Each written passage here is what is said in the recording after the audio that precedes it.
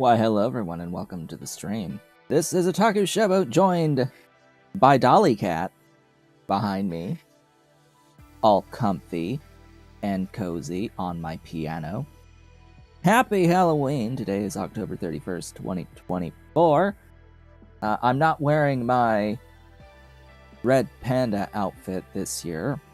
It's gonna be very warm, so instead I have the, I have Mimikyu. I have Mimikyu in the dark forest,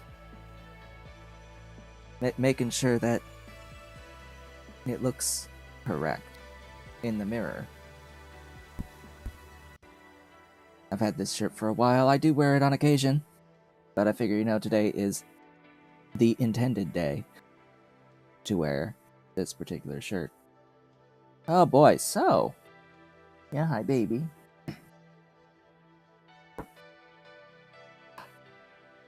Yesterday, I carved a couple of pumpkins. That's like the main thing, right? Pumpkin carving. I have a couple of pictures of the carved pumpkins on my Discord in the general chat area. I usually post pictures every year that I do the carving. Which this is now, I think, the third year in a row of doing it. Fourth year in a row of doing it, because I did it 2021, 22, 23, 24. I think I also had done carving in like 2018 and 2019, but I didn't carve 2020. I just didn't feel like it that year. I didn't feel like it. So this year it was a, as I've mentioned before, I carved a pattern of a castle that is surrounded with a cutout of a dragon shape. So it looks like the castle is surrounded by this dragon. And then the other one was a stencil-style wolf head. And I think they turned out alright. They turned out okay. It was pretty quick to do the carvings, but I am sore today. I was creaking afterwards, despite it only, not even really being any more than an hour and a half, 2 hours total. The second one barely even took half an hour, start to finish, for the wolf stencil. But yeah, that was yesterday. Big part of what I was planning out for yesterday. Today, yeah, we have candy. We'll give out candy. It's going to be a very warm day. That's why I'm not wearing the big get-up today of the red panda outfit. It's going to be a much warmer day than we've experienced over the past few years. Of course, it's also going to be a very nice day today. No rain this year. Last year, we had rain during trick-or-treating hours, so I don't think we had quite as many. We didn't have as many as usual show up, and for those who did show up, I gave out 2 pieces of candy because they were coming out in the rain. We should have enough candy. We have enough candy. We, in fact, only buy candy that we would want to eat whatever remains of after trick-or-treaters come through. We of course, we eat the leftovers over time, but that's our candy. What we end up with, so we're not gonna buy candy that we ourselves aren't gonna really eat, so we end up with pretty much just chocolate candy. For the most, yeah, just chocolates, although I think this time we've got some Skittles in the mix, because it was part of a variety pack that had other stuff that we wanted. So we're just gonna give out all the stuff that we don't want to eat first, and then the stuff that we do afterwards. That sounds like a plan. Sounds like a plan to me. Anyway, so that's sort of the plan. Nothing else really special today besides that. What else has been going on? I'm still with playing Astronauts. I don't actually spend that much time really playing it. Actually, now that I'm thinking about it, I don't really play it. I read the Discord of it. I read the mods section that people are working on. I've released, of course, a couple mods for Astronauts, and talked about that last time. Thinking about what else is like low-hanging fruit, because I don't do like big things for mods. I've released mods for actually multiple games. I released a my biggest mod was one for Europa Universalis 4 a very long time ago. It's called the Ultimate Vikings mod, released on the Steam Workshop. I released it, and then a couple of weeks later, they added the custom nations mechanic into the game. That's how long it was. This was before there were custom nations. I added a custom nation that I called the Ultimate Vikings mod. Basically, it was a mod that added a Vikings nation to the northern part of North America. That at the very beginning of the game, once you started the game, within a very short amount of time, an event would fire where you would be able to choose between one of 3 nations that the little empire would split into at the beginning of the game.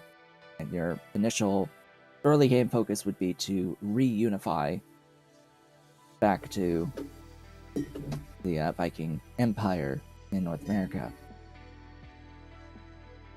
And it had like a custom religion. I tried to touch a whole bunch of different mechanics of things that could be modded in that. Yeah, the expansion that added custom nations kind of just screwed it. So I never updated it. I also had released a couple of mods for Skyrim way back when. Very low-hanging fruit again. It was as is the usual for me, but it was Vampire No Sunlight Blur and No Sunlight Sound, which all it really does is it removes the screen border effect and sound when you are a vampire and you enter through a loading zone into daylight. That's all it did. It just removed that those effects as individual mods each. That was for the original Skyrim, way back when. Because I had played a run where I became a vampire, and I did not like those things.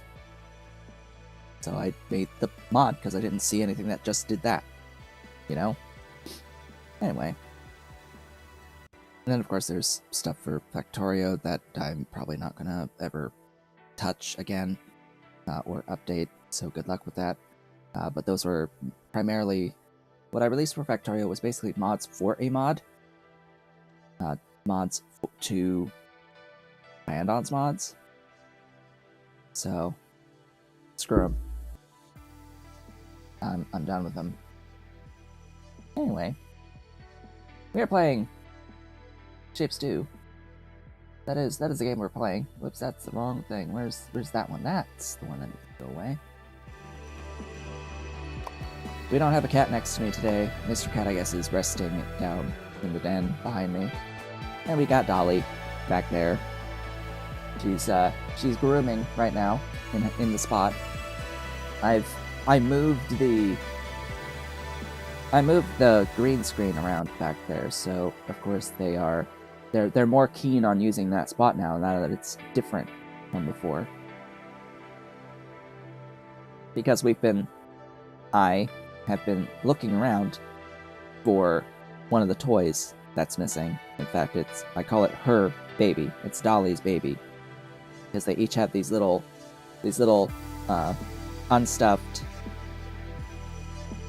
critters with bigger bushy tails.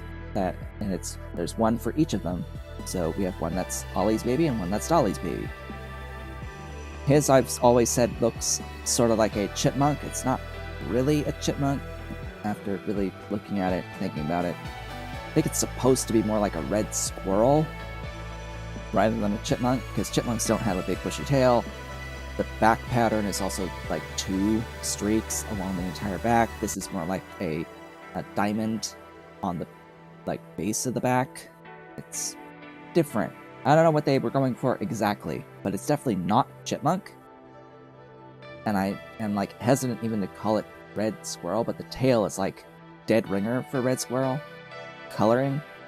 Hers, I was like, it's a ringed tail, gray and black. So for a while I was like, oh, is this like a lemur? I don't know what is it. Well, I think it's supposed to be a raccoon, but again, it's like I don't really see the body being raccoon, but the tail, I guess. Sure, gray raccoon. So her gray raccoon is missing, and I haven't found it yet, although she doesn't ever play with it, and she hasn't at any point as an adult kitty. I've got a picture. I got multiple pictures of her as a kitten with it, having it, playing with it, having it in her mouth, biting it. It's Mr. Cat that plays with both of them now, and brings them and moves them around the house, so we're constantly like, where are they? Because they've gone missing in the past, and I just don't know where hers is right now. I know where his is. His is very easy to spot because it's freaking orange, but hers is gray and black, and it hides very easily. I've looked in all the normal spots. We found a different spot to put it. That's sigh. I just hope it didn't end up in our recycling box that went out this week.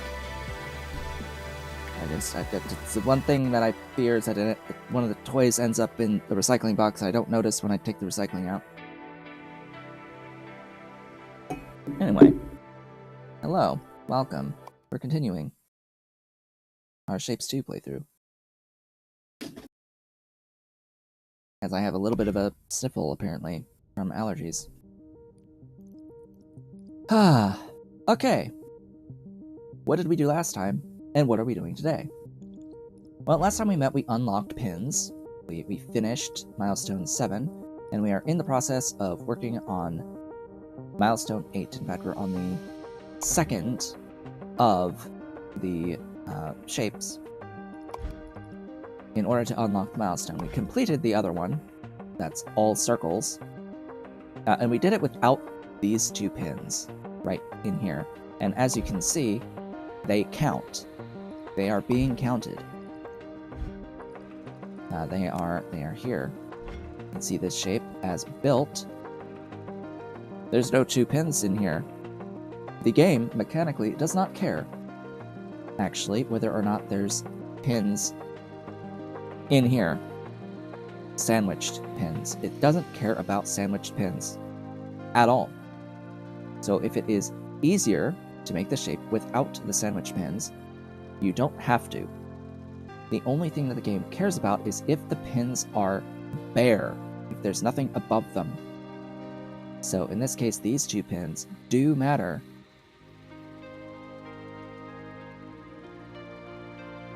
And as I said, that's getting counted. We're at 2160 now. Of 45,000. So over here is where I planned out to build out this top shape. Now this one is more interesting because we have these 2 bare pins here on layer 3 of 5. Excuse me, layer 4 of 5. On layer 4 of 5. So you need pins that fall. You need pins that can fall.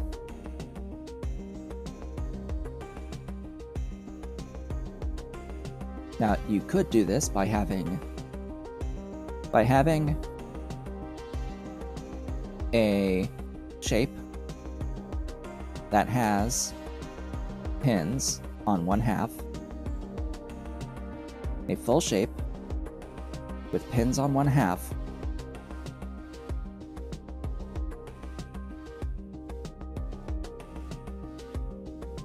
or even the full thing. It could be a fully pinned thing, just one layer thing that you try to put on top of this, and it will remove that and leave the two pins behind.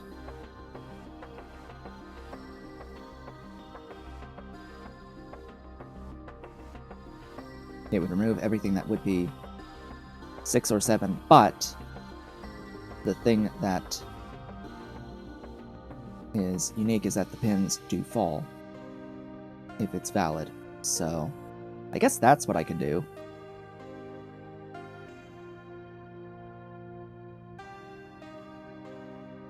I had a whole setup where I could build bare pins, but actually it doesn't need it.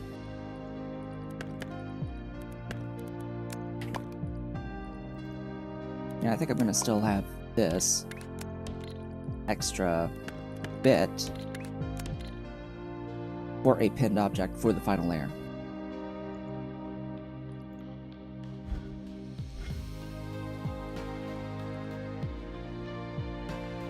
First though, painting.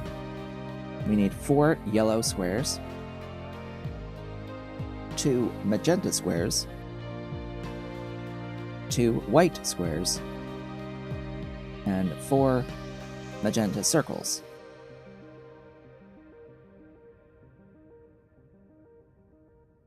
So 6 magenta, 4 yellow, and 2 white.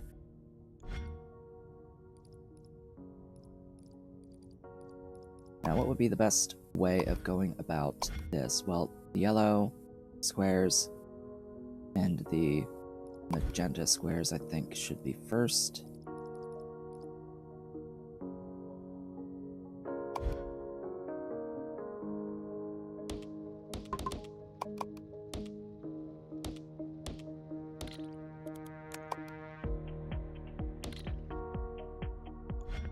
I think that's correct. I think it's just 12.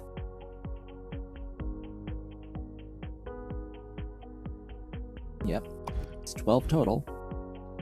Oh boy, I have 72 research points. Or 71 research points. I was 1 away from the next speed upgrade.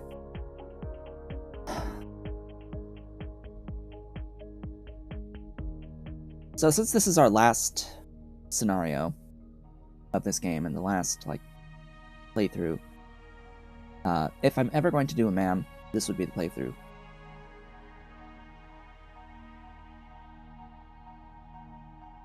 I wouldn't even know where to begin, honestly.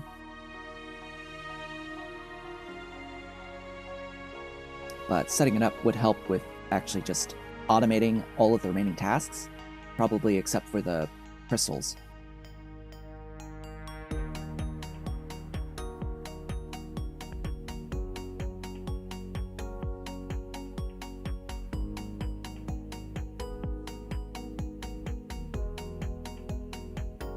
Because think if I could just have a machine that just makes these things and can adjust to these things and these things dynamically.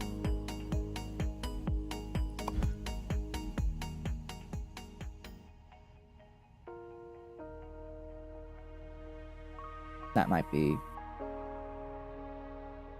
my plan, but that would mean taking basically all of these.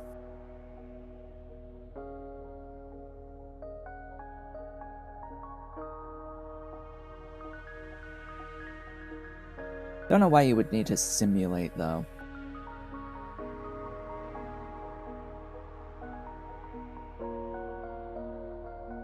I guess it may allow you to test functionality without access to specific shapes.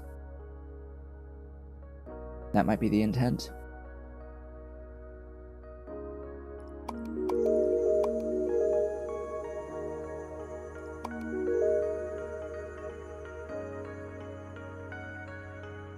Well, we got that now. It's going to be a while longer for speed.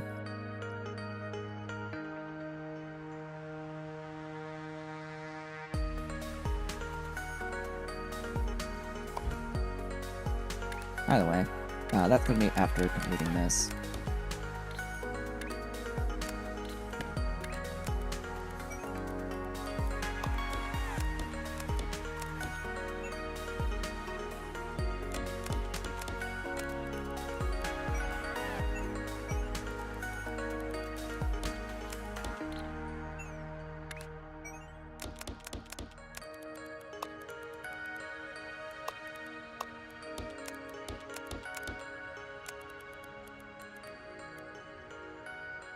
I want this to be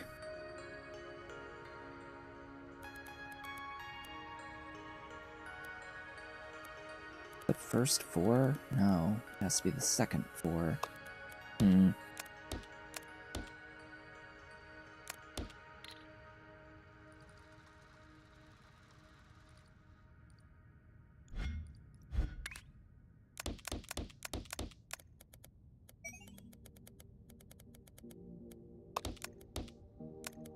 I don't like this. That blocks layer 2. But I do have 3 layers, huh? I must not forget I have access to 3 layers of stuff.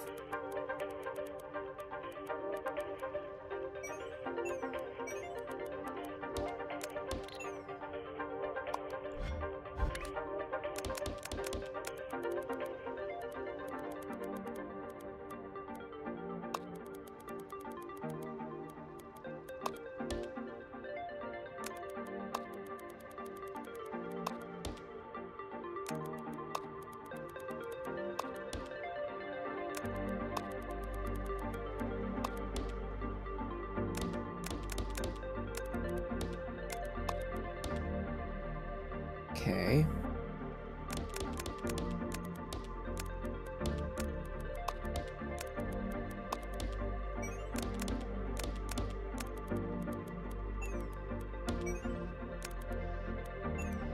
There we go.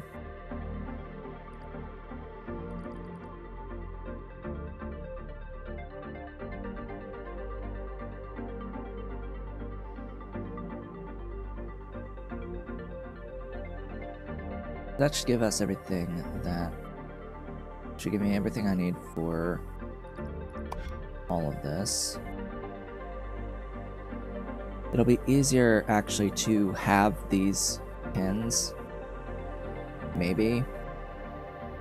It really just depends on how I do that layer 3. Because I could do that layer 3 by mixing, by swapping these. Whoops, wrong thing. You. Yeah, swapping 2 of the circle belts and the square belts. And that's just a simple swapper.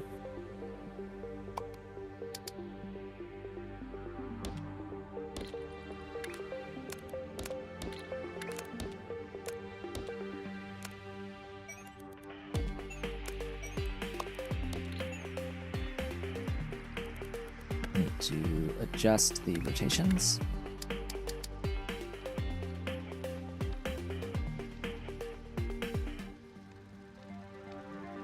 And I want it upright.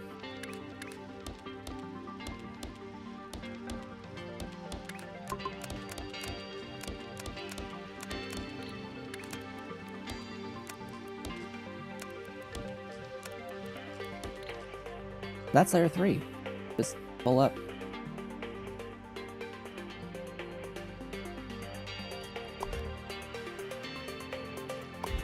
Now these need to be pinned.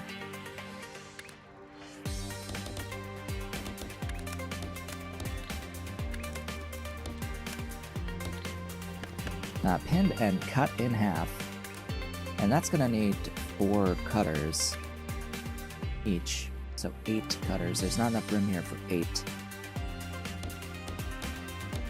Well, there is, it's just, it's on separate layers.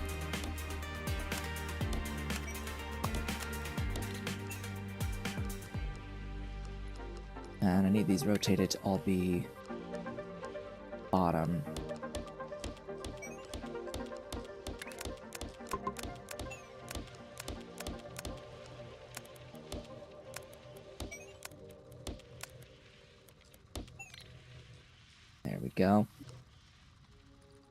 That'll do.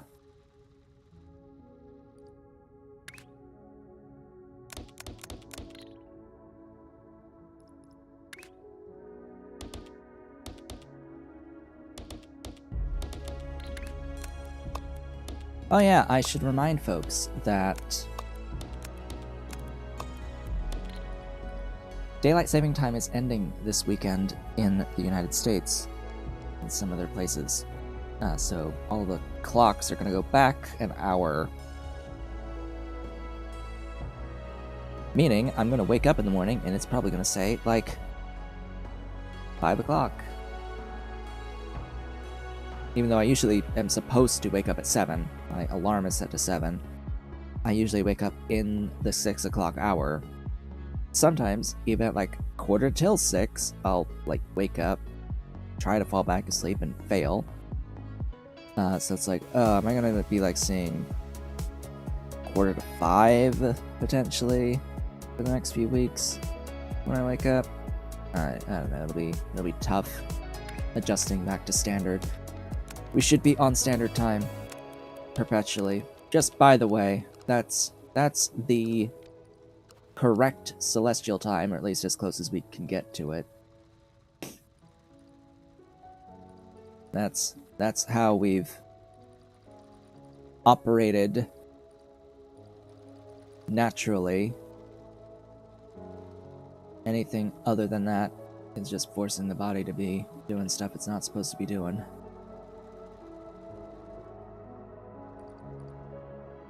Alright, so we have the prep for those pins, those bear pins there.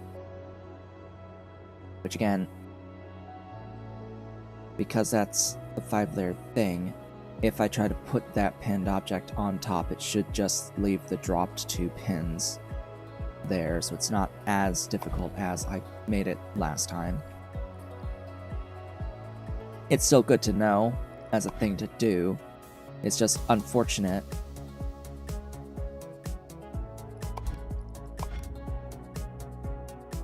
that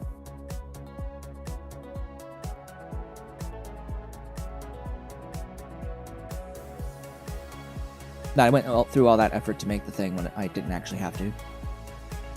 It is a valid way to make a bear pin, but it's not the best way to make a bear pin once you get crystal access. And since it apparently seems like I don't need it until after I get pin access. They really could have... They really could have done something wonderful if they required you'd have a layer 1 bear pin before crystal access, but yeah, I've just about figured a way of doing this that didn't need it. Don't know why I didn't think of it last time. Brain was, I guess, busy with other thoughts.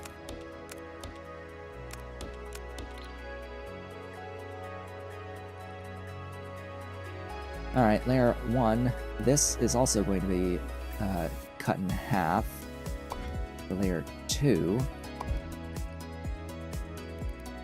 So I need that again. Oops. And those do need to be on the bottom. They do not need to be pinned. And we can just start stacking at this point.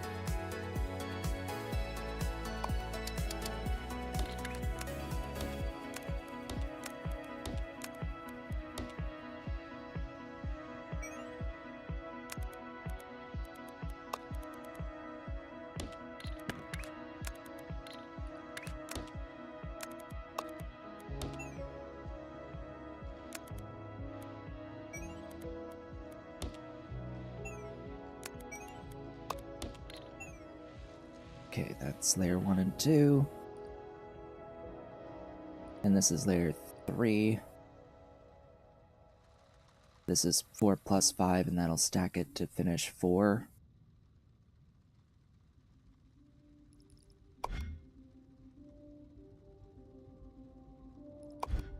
Yep.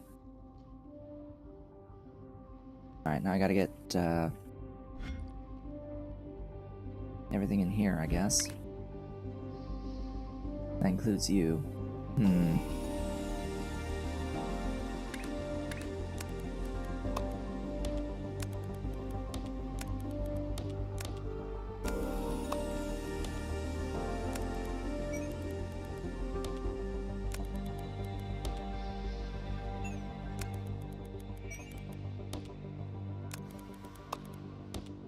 Let's not forget, I have layer 3 access.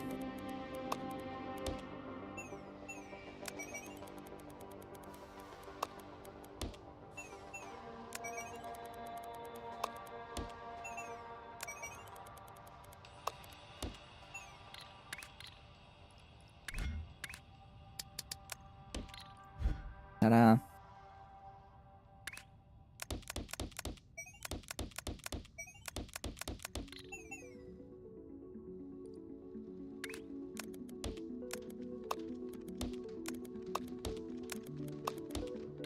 Stacking.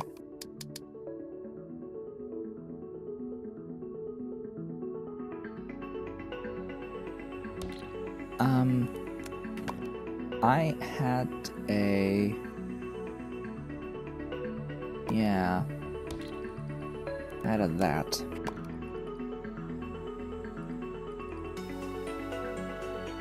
Which I guess I wouldn't need this part.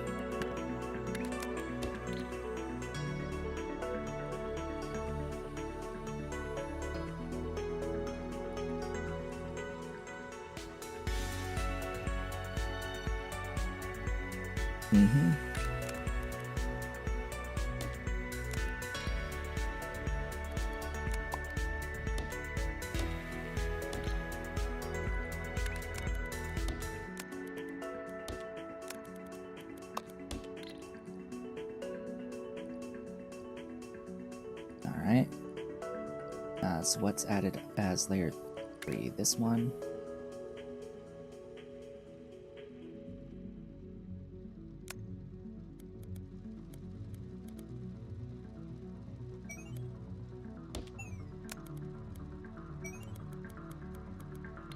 Oh, whoops.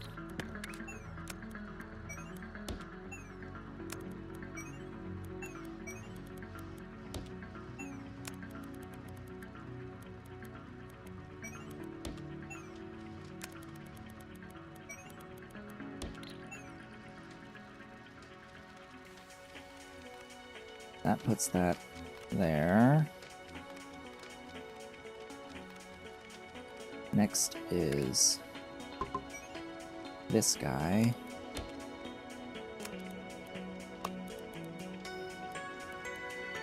Oh. I need it there.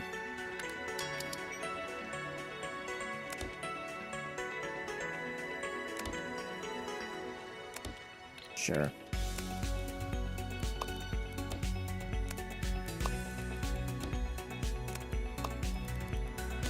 Completely not necessary here, but whatever.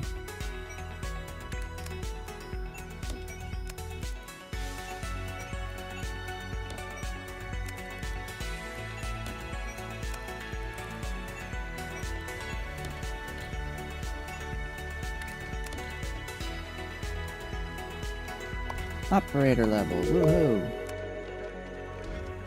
Alright. So, minus those pins that don't actually matter, that's the shape.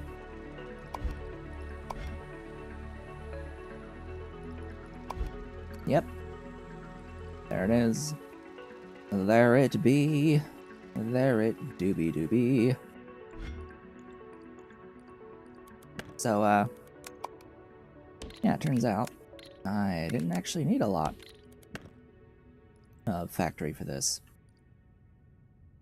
That was, actually very simple. Huh.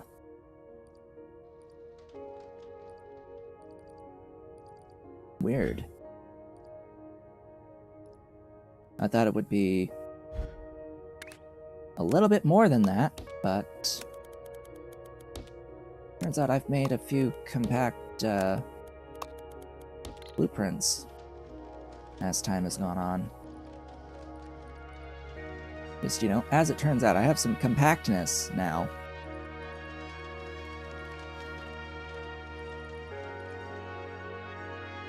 Because this would have used so much more space if I had to use my standard 4-belt linear blueprint. Because it would have been this, like, you know, 3 times. Plus all the belt work in between. This really condenses things.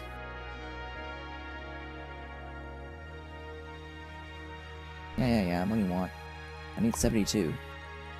Tell me when that says 72. Well, as they say, that is that.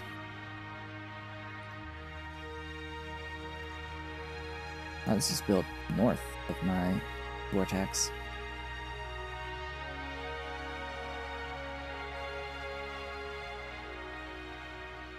Okay, I have not worked with signals and wires, so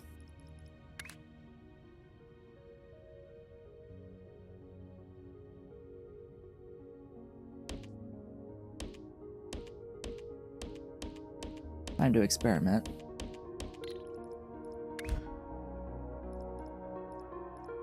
Yeah, so we have wires, we have that as a thing. We have wire bridge, transmitter. Okay, so that's how you leap. Global sends logical signals globally to transmit and receive. Okay, so does the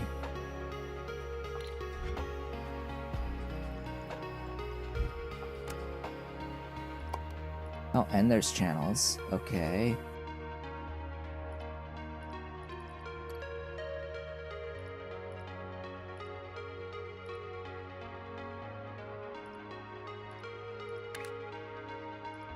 Belt reader, filter, pipe, gate.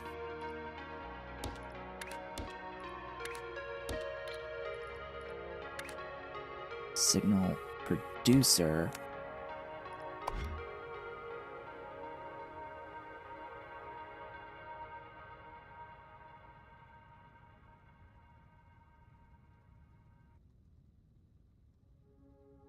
No conflict, a number, fluid, or item code. Displays. Any signal.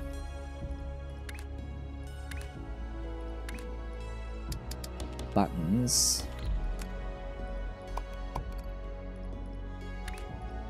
Logic gates.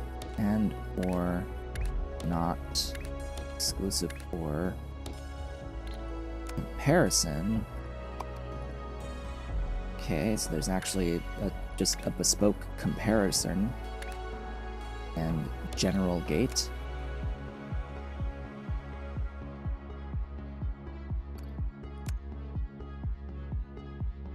Forwards the input signal if the trigger signal on the top is on. Huh.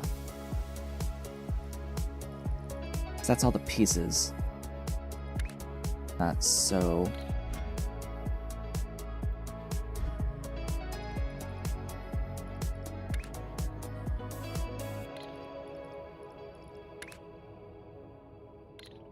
what I want to know is, how can I read tasks?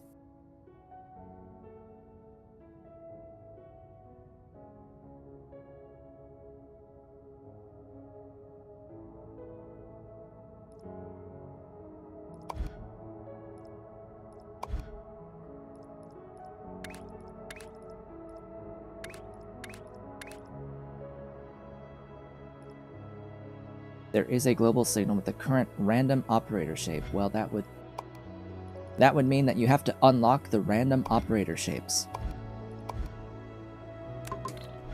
before you get access to that signal. So it seems like for the tasks, I will have to manually configure a signal with the shape code that I desire. So I would have to, like, manually set the signal producer.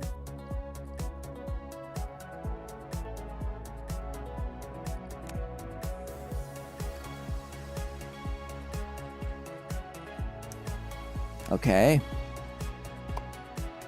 Next part of this equation is, how do you then take this and read, like, logic the layers of it?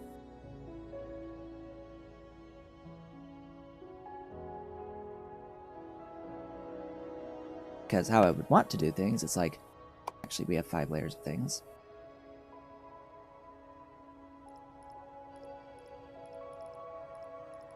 Simulated buildings. We have a simulated rotator, half destroyer, stacker, unstacker.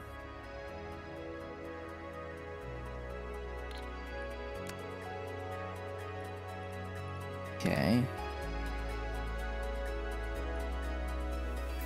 Crystal generator, swapper, and pusher. Analyzer outputs the shape, type, and color of the northeast first layer quarter.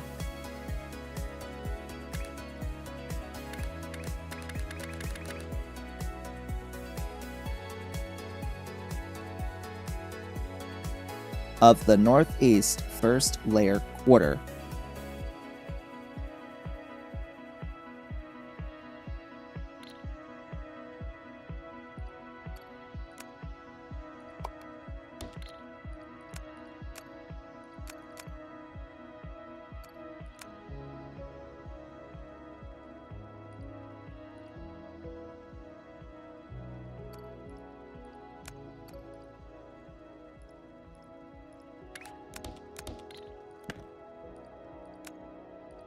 Display.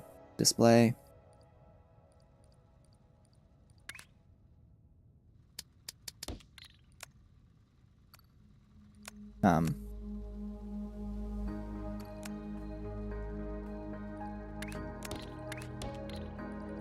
there it is. So what the heck is this?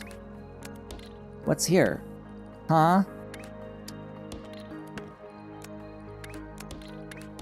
What? Why no? What?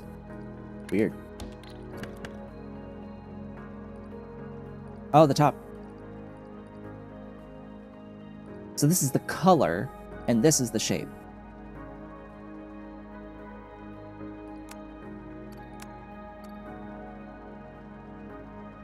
Is that what it's doing? So it takes specifically color and shape split.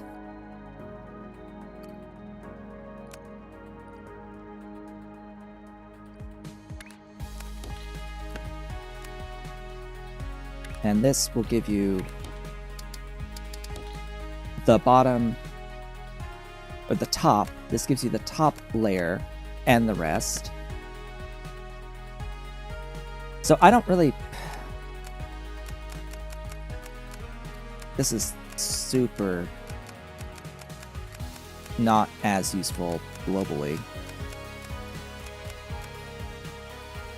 This one isn't as useful. This, I think, is more useful.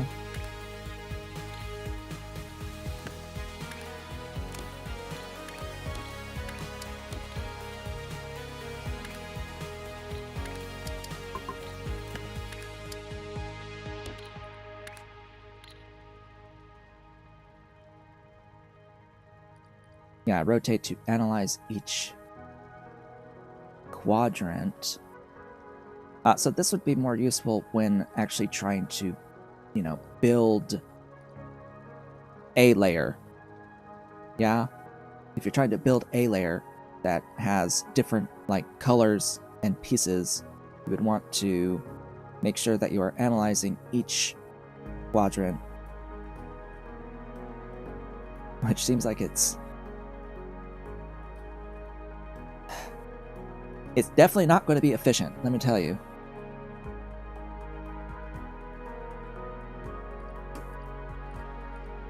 but it is more globally compatible. Because we're gonna have to be occasionally doing steps that are kind of redundant. Because think of it as we're going to feed the stars and the squares and the diamonds, right? We're going to feed it stars, squares, diamonds, and we're going to feed it the colors. Probably going to feed it mixed colors too. I don't think I would want, as part of like a make anything machine, for it to dynamically mix colors. I don't think it necessarily needs to dynamically mix colors when you can just provide it with colors, right?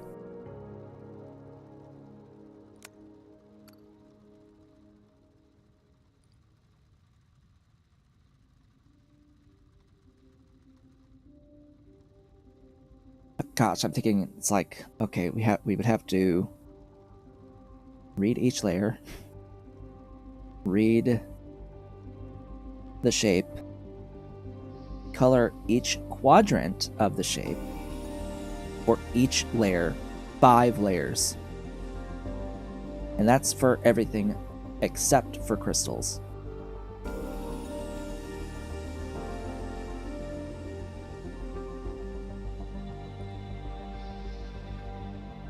And I'm not even thinking about logic gates at this point.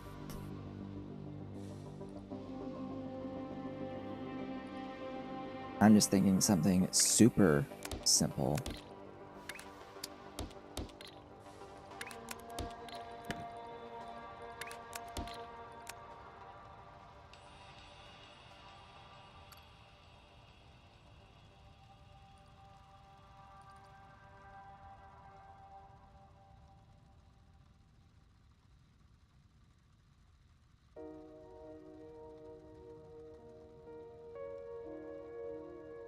Actually, I'm not even gonna really feed it full items, am I? I'd feed it quadrants of each of the variants.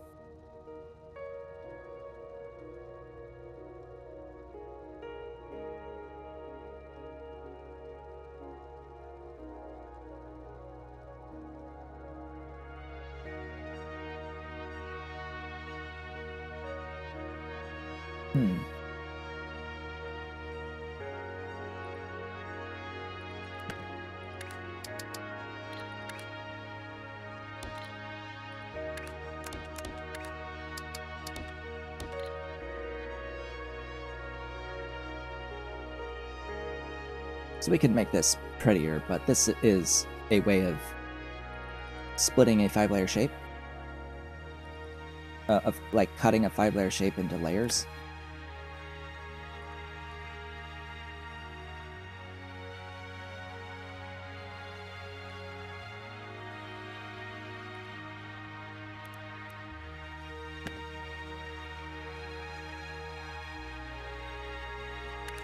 So let's think about this.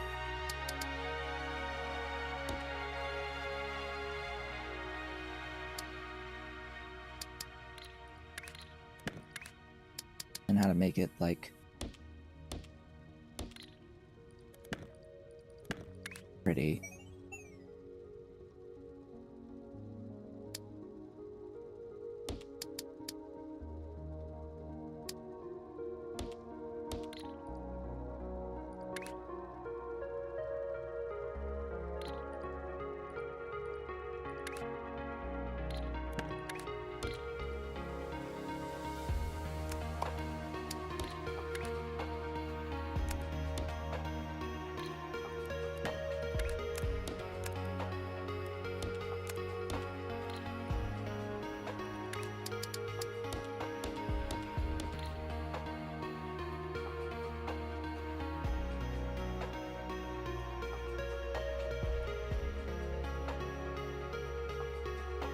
Oh, this object is only 4 layers.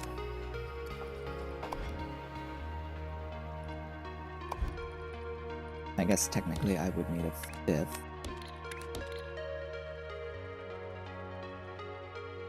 But the problem with it being top down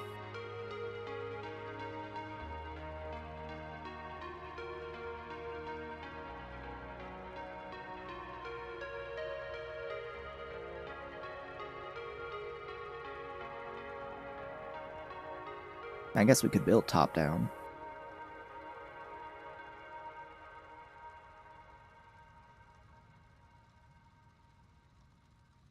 We would have to check if the last steps are empty.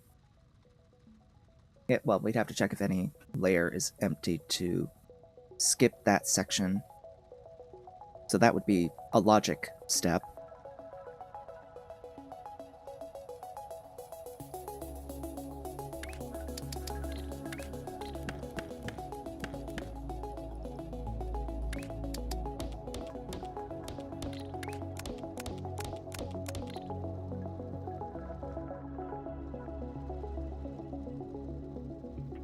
That gives us our layers. We then have to analyze the layers and perform operations based off of that analysis of that layer. Yeah?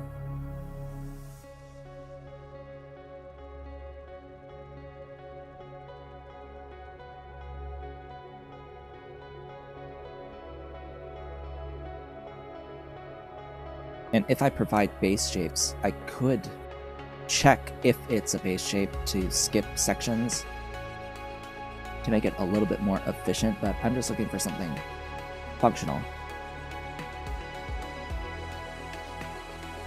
Do I think you should buy shapes 1 or 2? Go to the website shapes.io and you can experience most of Shapes 1 for free.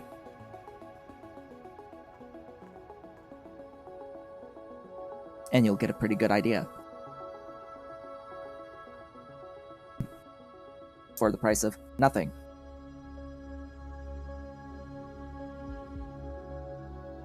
Shapes 1 is a browser game. All things considered, it's built with JavaScript. Shapes 2 is an actual like full coded game. And I do believe that this is a better experience than Shapes 1 overall.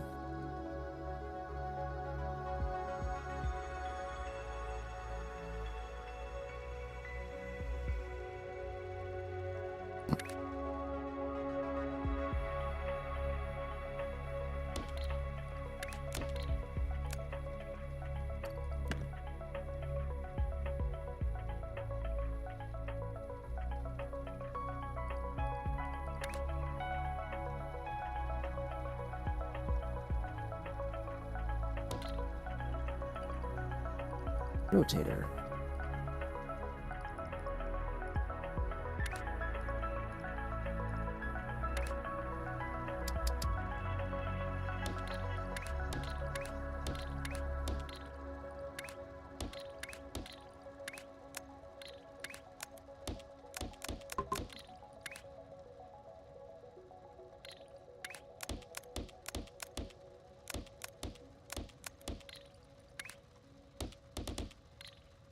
And all that should be the same.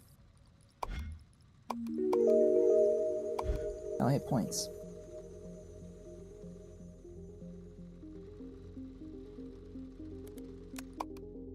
Because if I, say, throw in this output, it'll output that.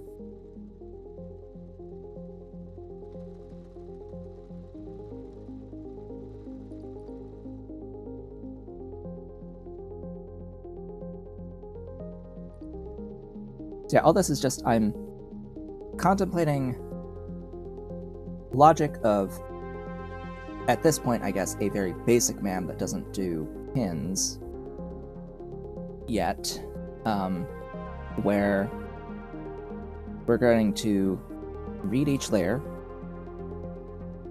read the quadrants of each layer with color information.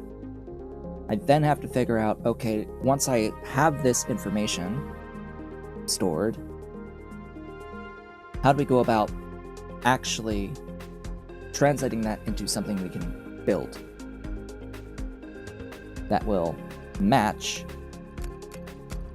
each layer, each initial layer, which will have to have some form of way of reading in colors, as well as shape quadrants. Now, I was contemplating also having some sort of a check is like, is this a base shape? Is this one of the base shapes for this layer? And if yes, skip processing, pull that stuff in without further processing for that layer. Or if it's that, then also have a color check so that you can then color it properly. But if it's mixed colors, you're still going to have to process it anyway, like any other normal shape. So you see how quickly the logic starts to add up if you try to skip steps to make it more efficient. It really starts adding up, so I'm trying to just be as simple as possible, and the simplest way is to not worry about checking if you have an uncolored base shape or even just a base shape that you could just run straight through the coloring, and just accept that there's going to be inefficiencies overall with the system in order to add universality to the system. If it can handle all cases, that's the most important thing, is that it handles all cases. Even if it doesn't have to go through the whole process technically on a given shape, it will still go through the process and end up with the intended result.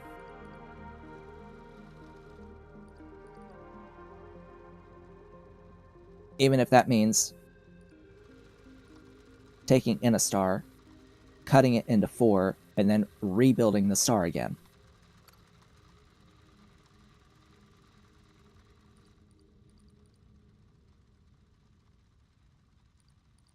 It's also going to be inefficient in that, yeah, anytime there's shapes that are less than 4 pieces, it's totally going to void the other pieces. Totally going to void the other stuff.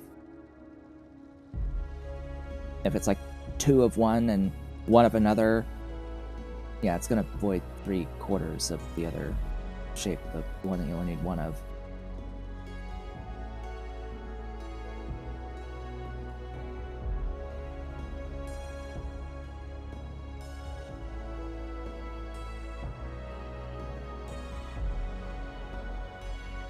Okay.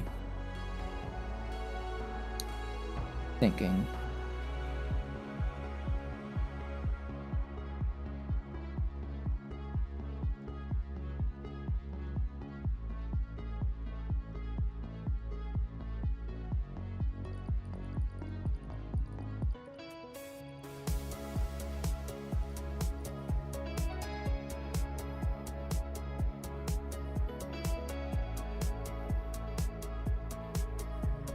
Oh, thank you so much for following the channel. I see that Streamlabs did an announcement. Why is Streamlabs not showing that on the stream, though?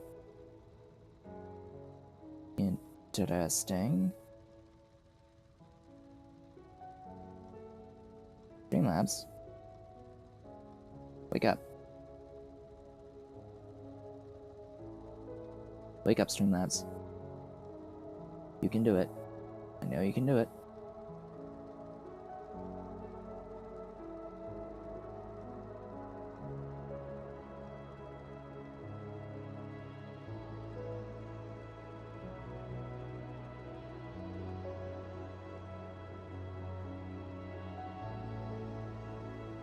Come on. Where's the events? Events. Yeah, there it is. It's on my event list. It didn't go through the stream though. Hello, redo it. Huh. It's like sending it on the chat and it's not sending it. It's sending stuff on the chat and it's not sending it through the stream, the alert box. Huh.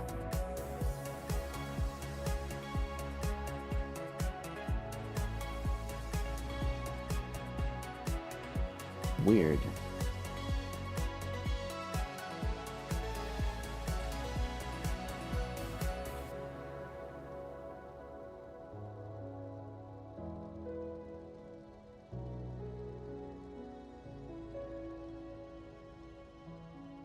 I have it enabled for subs.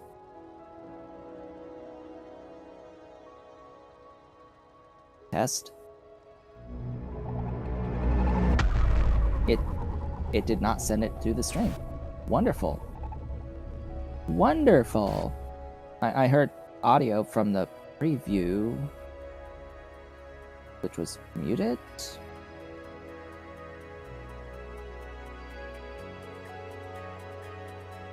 Ah. I see what I've done, I think.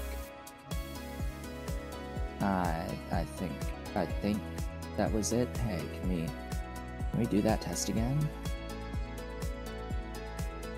There it is. Hey. There. Now we can do it. Now we can go back and we can be like, hey.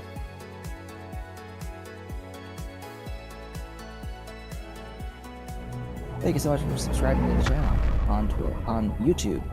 There it is. We fixed it. It was off. The eye was closed. Anyway. Now we have that.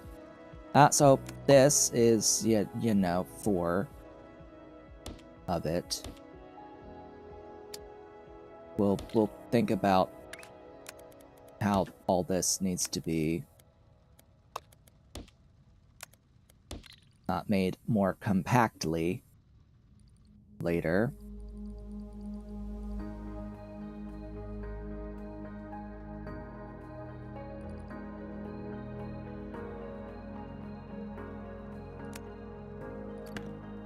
We're not going to work with crystals. We're not currently going to work with pins.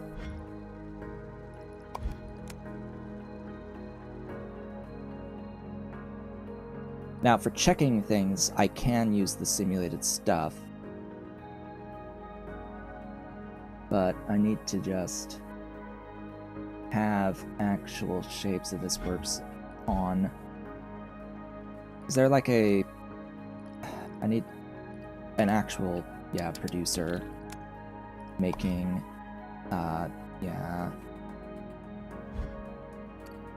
circles, and what's the one for stars?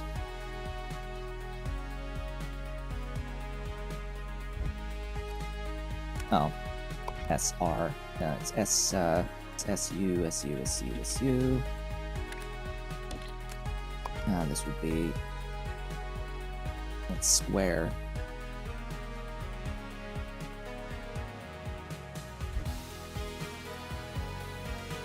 And it's in... If I click this, it's... What's square? Or rectangle. Okay, R and W. R and W.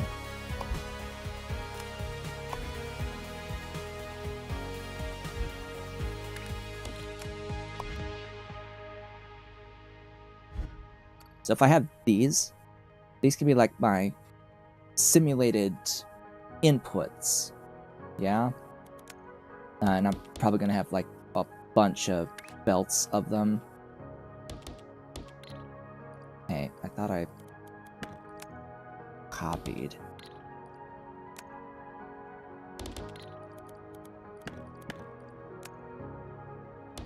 And I'll figure out like how I'm gonna arrange these as well. Maybe just as a set of 1x1 foundations up here.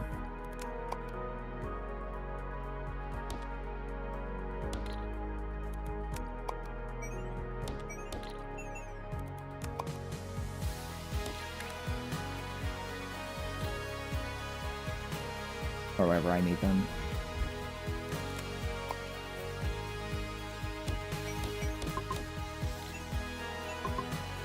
Oh yeah, that's the this thing, yeah?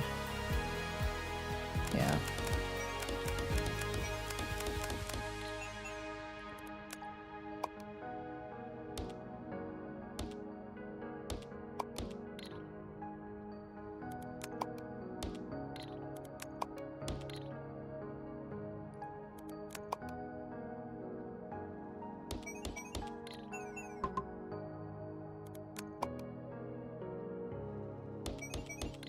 And this is just to simulate actual mining inputs.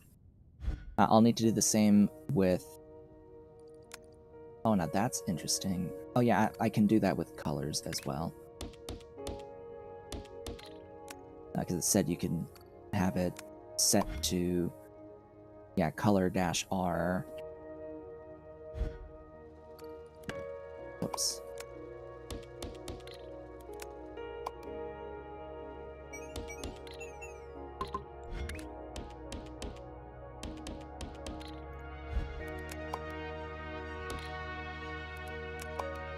Oops.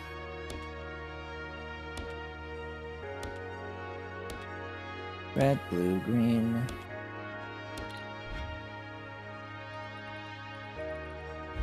And then all the mixed colors as well.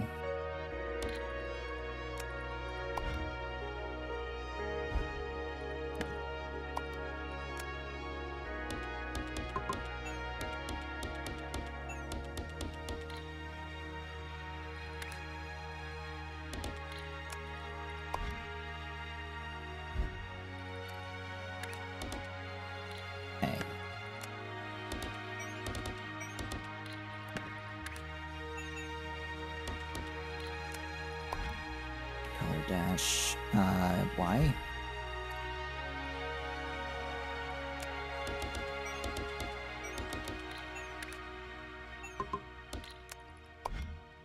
Color dash, magenta.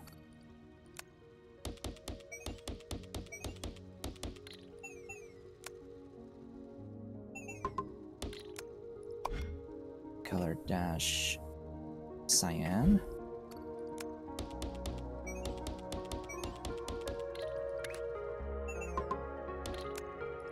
And color dash white.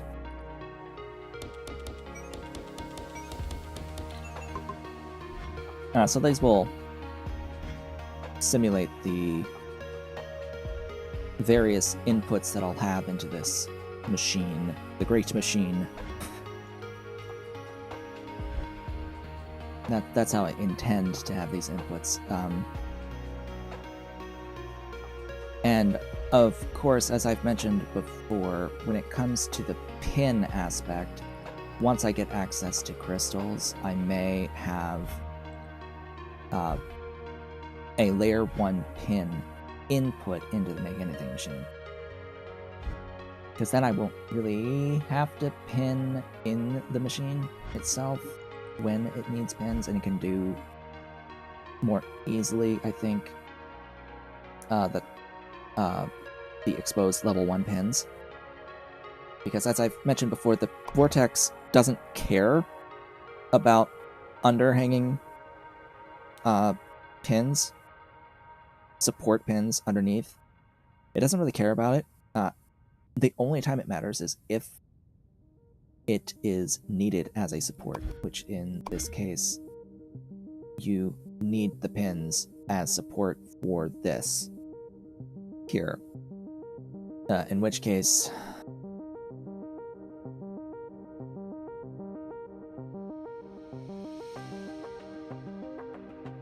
it would still be better to have access, I think.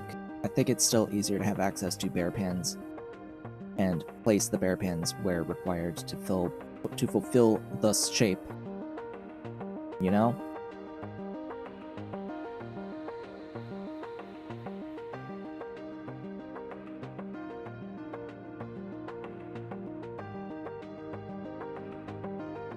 Although I'm not certain if the random shapes would ever actually give you this requirement. There are some things that the random will never give you. I don't remember if I still have those notes. think I got rid of it, but yeah, there's some things that it'll never require of you that it would require for the tasks.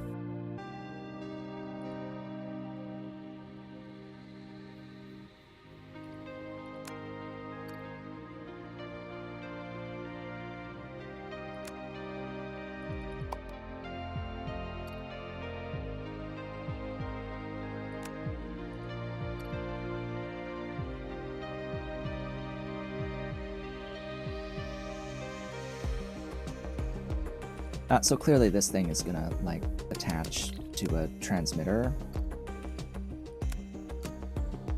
And it's gonna transmit that globally so that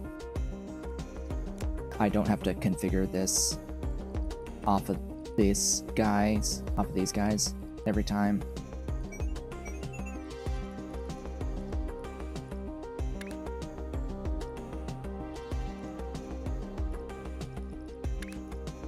That global wire receiver.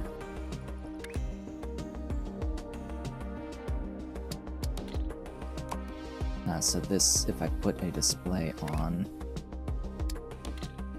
should be displaying, yeah, that.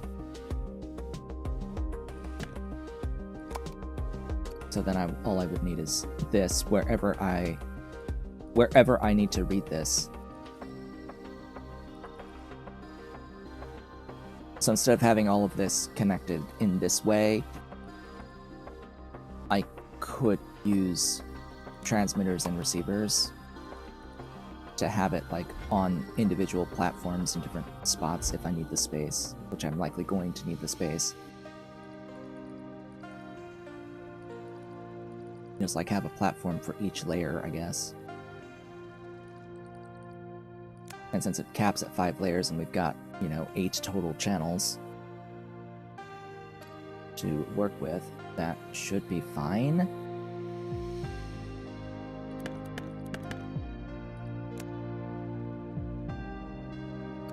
Cross without intersection is good as well.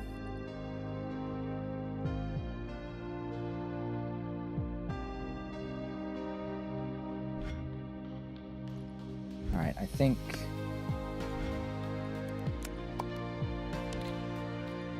that now... Oh. Okay. Sure. Now I can get to work.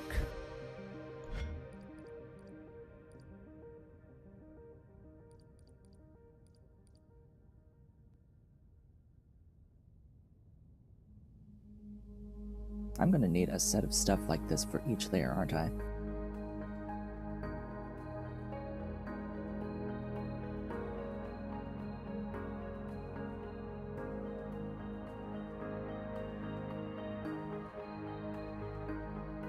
So now I have to think about logic of, like, routing belts and things.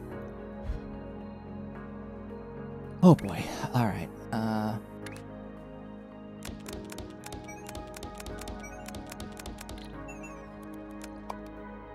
The actual practical part of the build. Oh boy.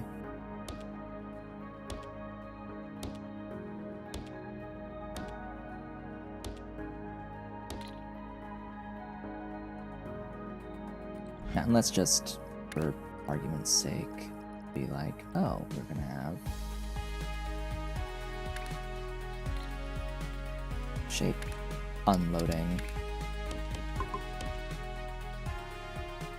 for these 4, and we're gonna have fluid unloading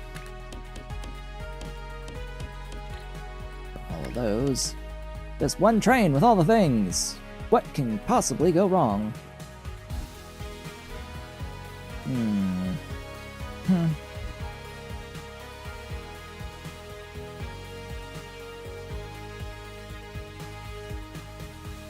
Anyway.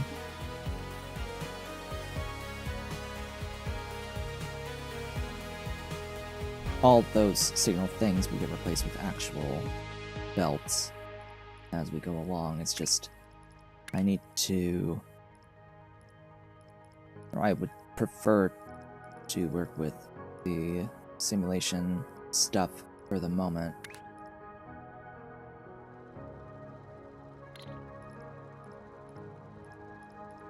So where's my display?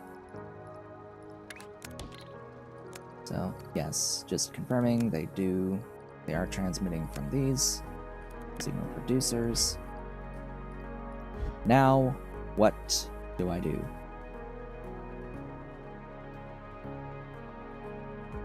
How do I go from this to actually deciding what needs to be pulled in, and how does this logic work for pulling in to each layer?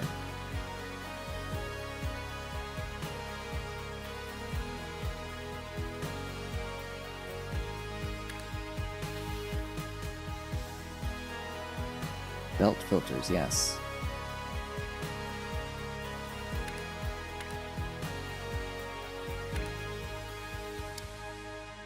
Takes in a signal.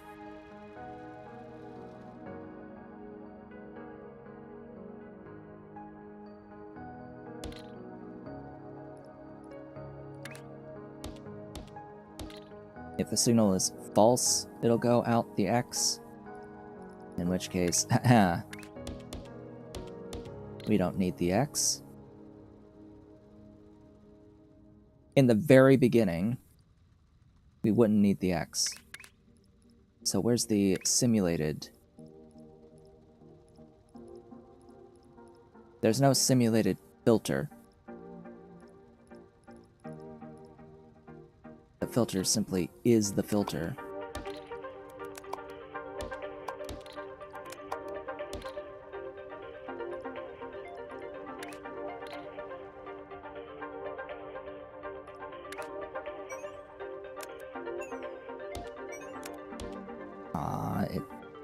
It's exactly the same as the stupid pipe mechanics.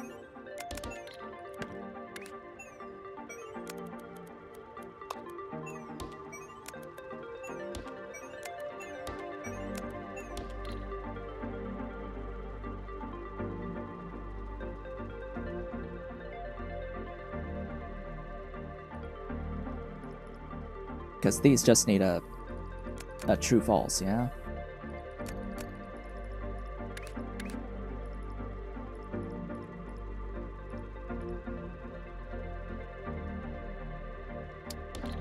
This gate. Yeah, this gate is the better option.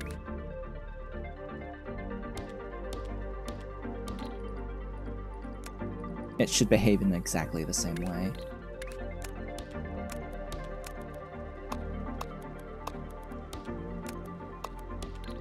Because this is just to figure out the logic. Duh. We're figuring out the logic, and then we're going to translate that into the actual items once we fully comprehend the stuff. Forward the input signal if the trigger signal on the top is on, huh?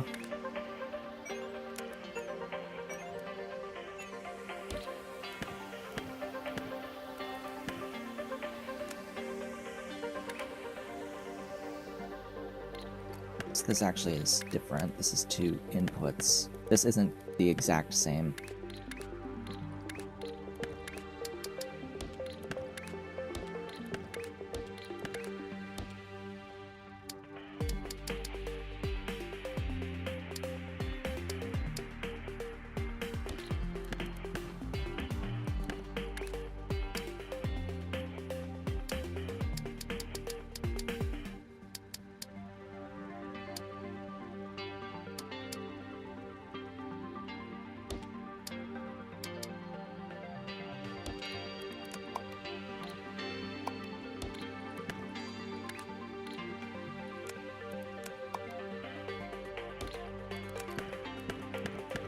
Actually, and then it's how many per belt equivalent. I don't even know.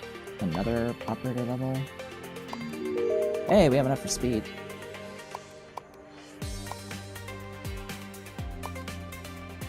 There's our speed.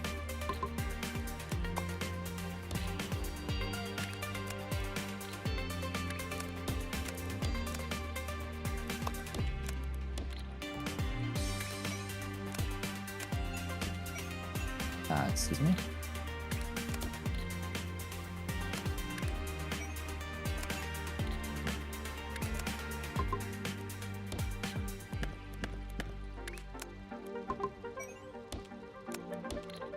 Really?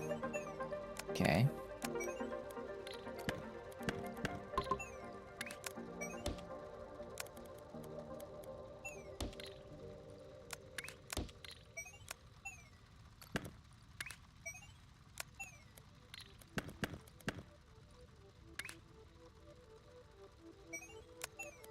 The belt, yeah, the belt filters. Okay, they are 1-to-1.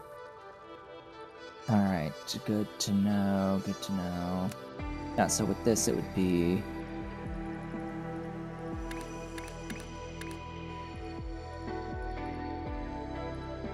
what type of operation? We're gonna look for an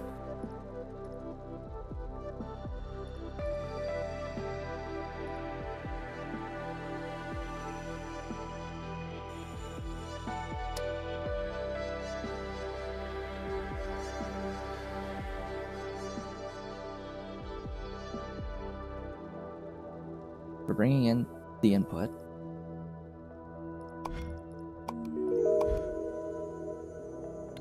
Signals. Say we're bringing in all of this exactly as is.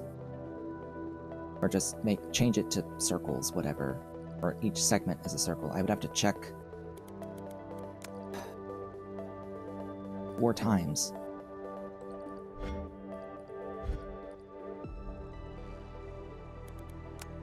Like, is it a circle? Yes or no?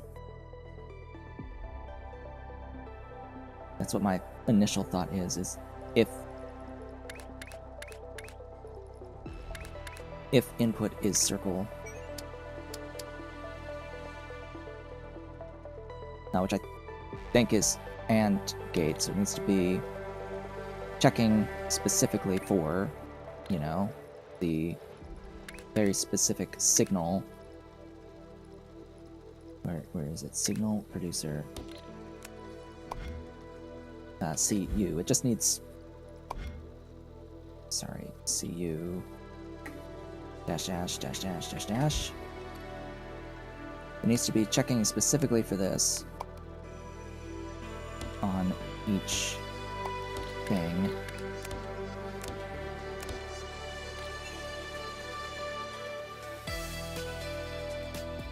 From the input signal brought in by the layers, per layer. So the layer thing gets split and it goes to the input on each of these, and that would determine whether or not these output. Yeah? Which is why I just was thinking, oh, it's like I need this 5 times.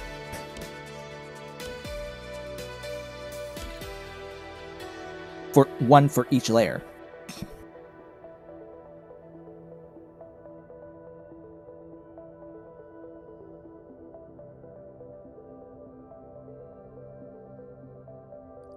Which is why I'm going to start with 1 layer, get all of the logic I need to build a layer. The AND gate does not work like that.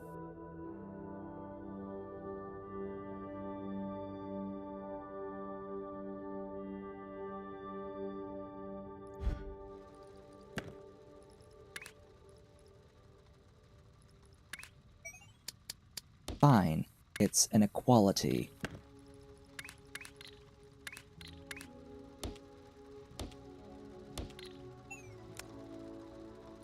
It is an equal. If this signal equals that signal, that should work. Comparing signals.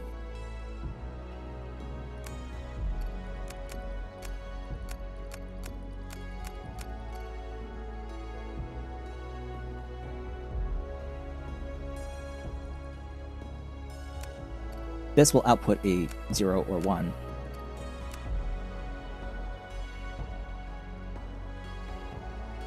Which the filter gate should activate when 1 and deactivate when 0. Yes?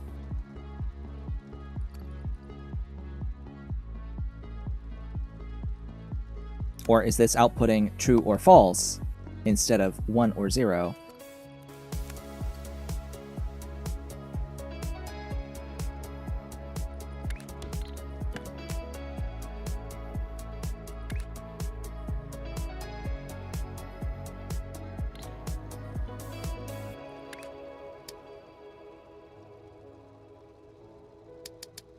They consider this the top?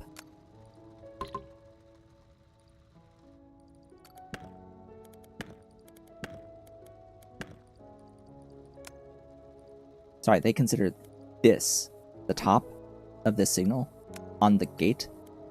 This the top. No, fuck you, this is the top.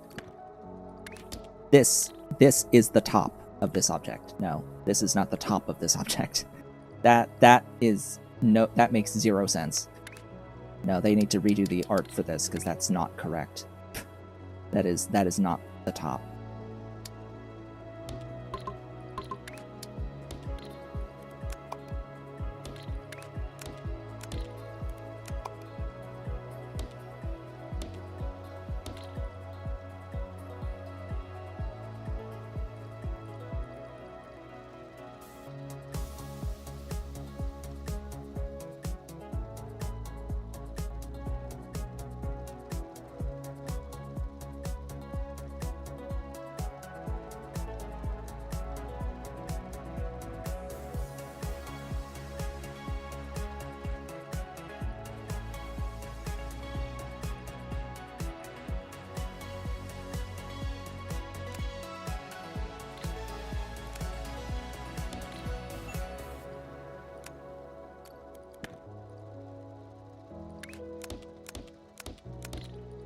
Actually, I guess if I turn that off, since there's no input signal. Aha. Alright, so that's behaving as expected. Because it doesn't have any... When there's nothing, it's true, right? Because nothing equals nothing. So it will output a 1, and it will allow stuff to pass through, yeah? So I know that now works. Thanks, game. Thanks, game, for making the short side the top. No. No. No. Like, I can understand what they're going for, where it will pass through the signal based off of what the input is from the side. But this is the side. This is the side of this object, not the top of this object. So either they need to redo this artwork or change to on the side. The trigger signal is on the side, not the top.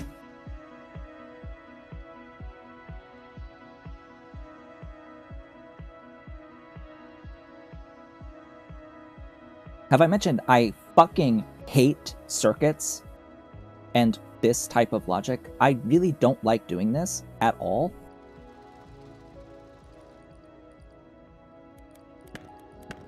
I find it tedious. I don't enjoy the process.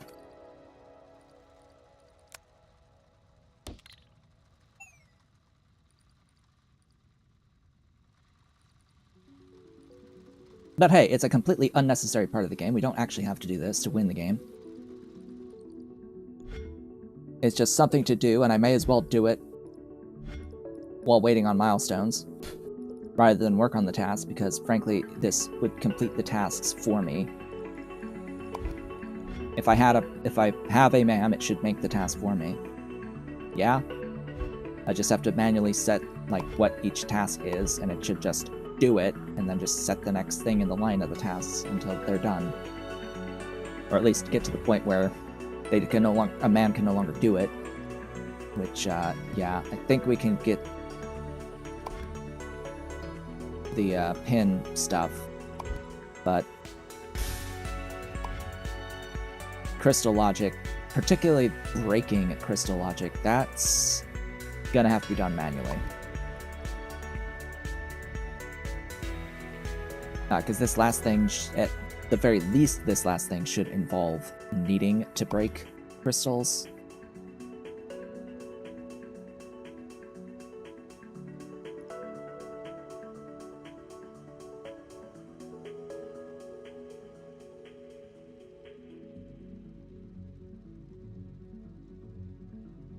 Yeah, so the complication here is that you have these pins, and if you try to run the crystal at the end, it would fill the pin gaps.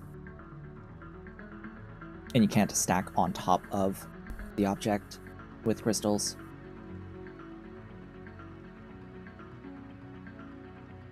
So you have to have the shape swapped to get into this. You have to swap to get into this. I don't think this actually needs any breaking.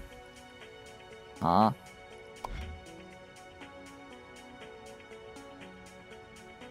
I don't think that this also needs to have any breaking.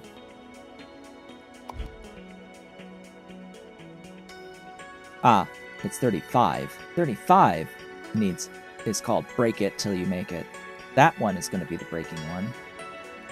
So they just have 36 as not breaking, but like another exercise in swapping.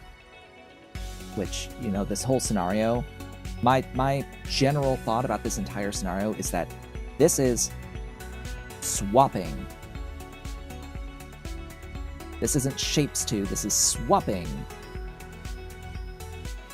We are swapping. That's all we're doing. We are swapping, and that's it. That's the main theme, is swap it forever.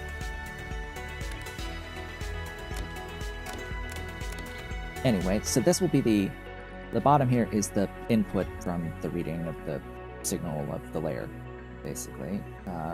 Let's see, cat. Hello, cat. Hello, Ollie. Ollie cat is here. Ollie cat is here.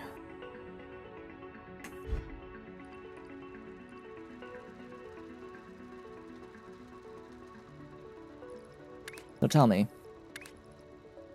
Enlighten me.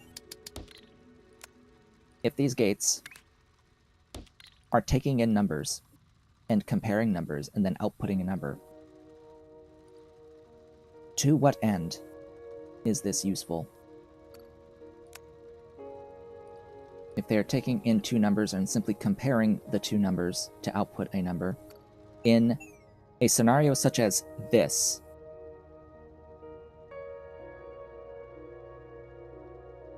any truthy value, it doesn't matter, it's a 0 or a 1, where 1 is true and 0 is false. To what end? My whole blockage on why I fucking hate all this is I don't see the practical value.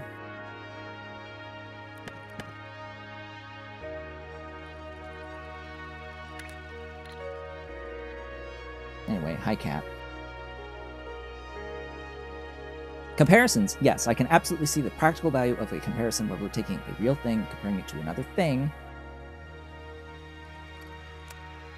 and outputting a value that we can then use later on, where we're checking for the existence of a thing.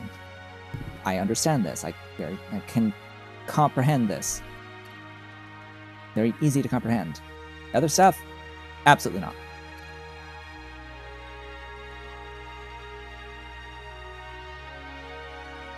Okay, this is part 1.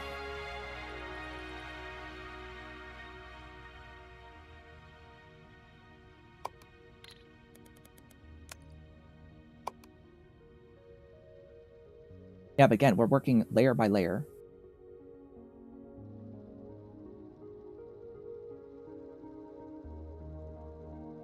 I would never need to check for both at the exact same time. I don't think I would ever have to do that.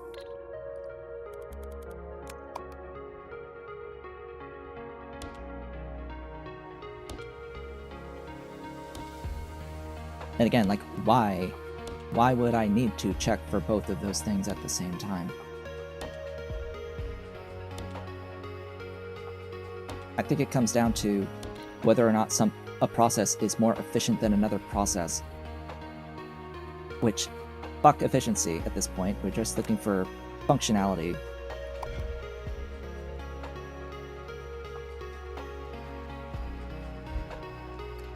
Actually, what are you? Square. Rectangle. What's are you?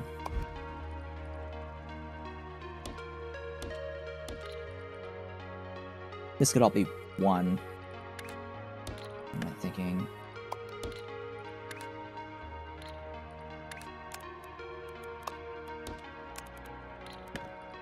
don't need this repeated 4 times with this signal if I have room for the wires.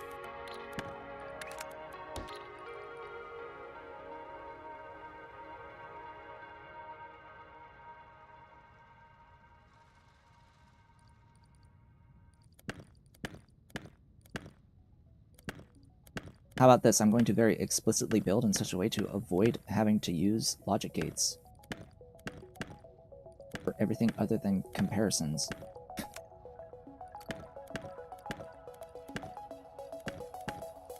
Because we are in a situation where we don't need to worry about, like, how much memory we have access to. We have infinite space to build with. So, yeah.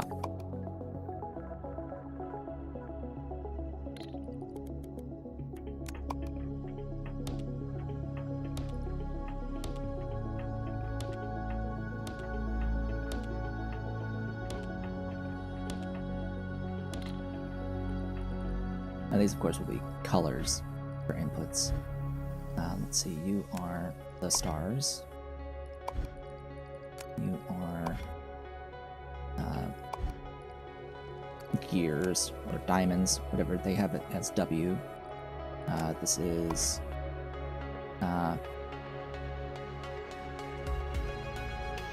color dash R. Color dash B.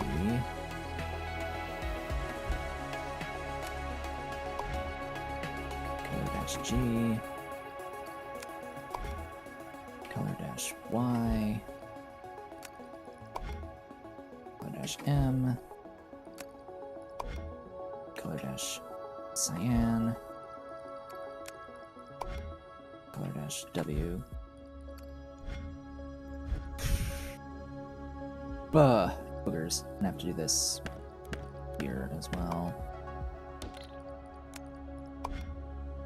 Circle. Alright, I have to take a break. We are a little over halfway through the stream. I need a break. I will be back in a few minutes.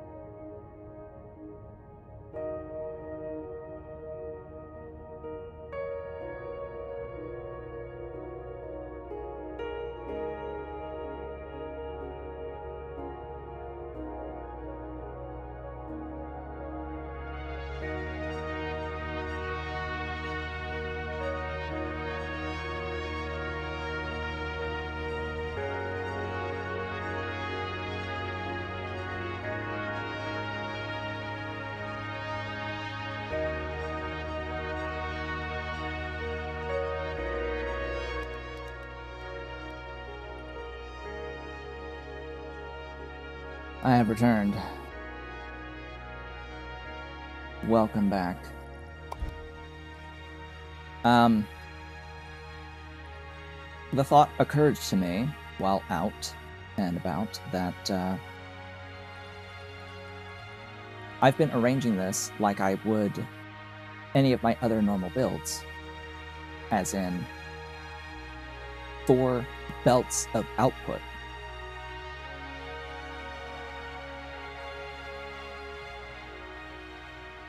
There's likely not going to be enough room for the logic, realistically speaking, across 4 belts at a time.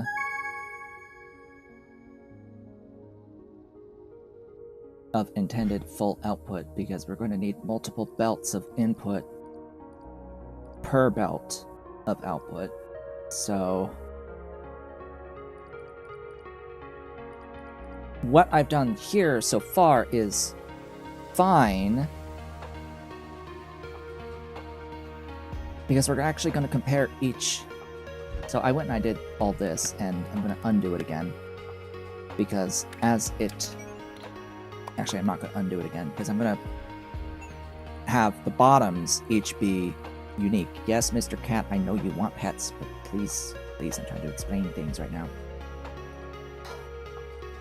I'm going to make it so that these 4 input belts, they're ultimately going to result in 1 output. Okay? They're ultimately going to result in just 1 output belt from these 4 input belts.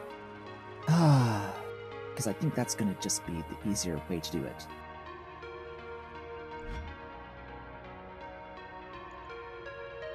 Times 5, 1 for each layer, times 4 for 4 belts total throughput. So we're going to start with 1 belt of throughput, because it's easier to copy-paste the whole damn thing than it would be to build multiple belts from its inception. Okay? Okay. Alright, so yeah, the bottom of these comparisons will be each of the outputs of this thing. So all of these outputs need to be sent across the line for each of the shapes here. And we're totally still going to run into spacing issues. Yeah. So I think it would be best to take this logic, have it up here. And this is layer 5, of course. That's from the top down.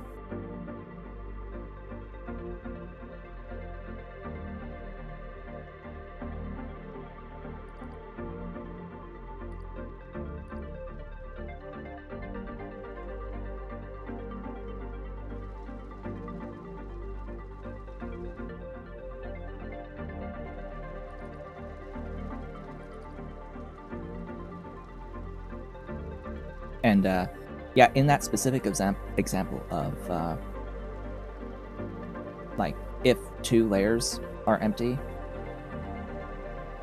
that was brought up for the use of an AND gate. Well, you can do that as 2 different steps without... You can do that as 2 comparison steps. Checking if one and then if the other.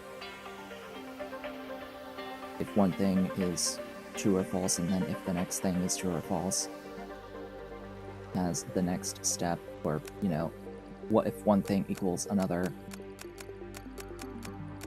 Like, oh, is layer 5 true? Yes or no? Is layer 4? Or is layer 5 empty? Yes, no. Is layer 4 empty? Yes, no. With actions upon different things, depending on the answer to that question. Like, I still don't think I really need to know if 2 specific layers are empty. Though again, I still don't see a practical purpose of those logic gates at this moment in time. When it comes up, when there is a practical purpose, then I will consider using them and figure out using them. But until there is a practical purpose for using them, I'm not going to learn them.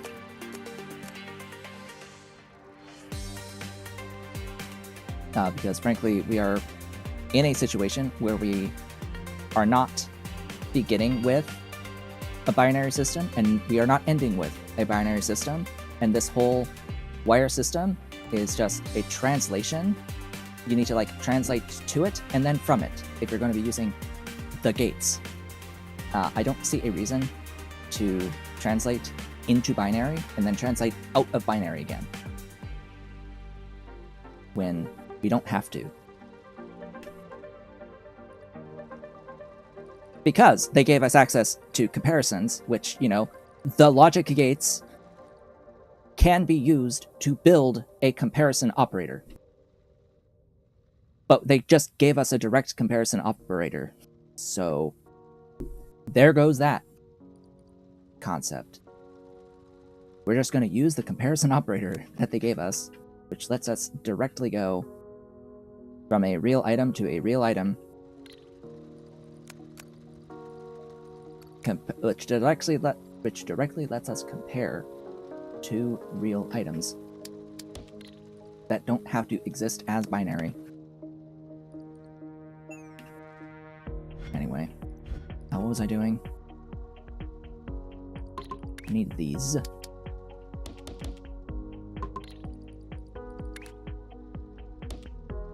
5 of these.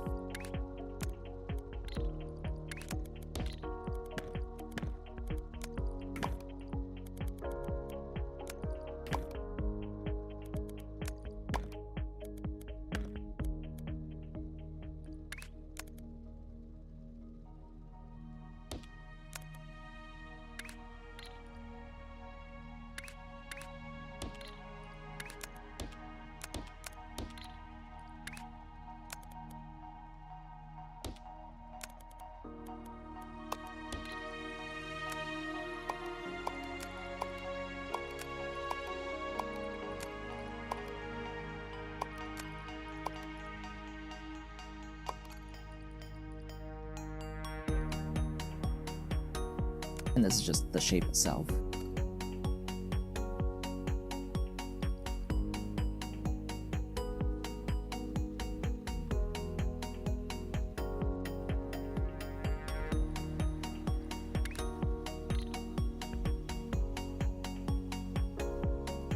I don't need this.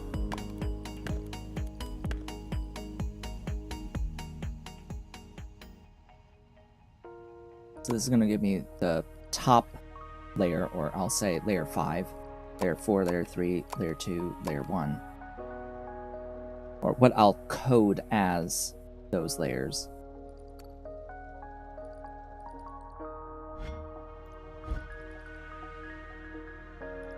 Then over here I need the receivers. So in this case,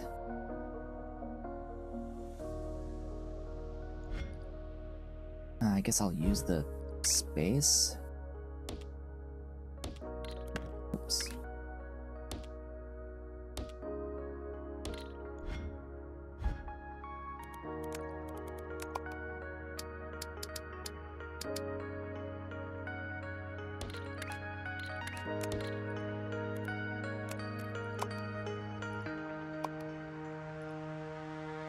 Oh, there's the random operator shapes. There they are. Huh. Why is red outlining that? Red is supposed to be this.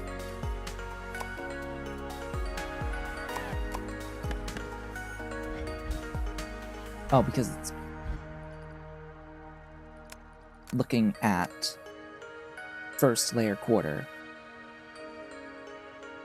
First layer's northeast quarter. So actually, this gives me the first layer. This will always give me layer 1.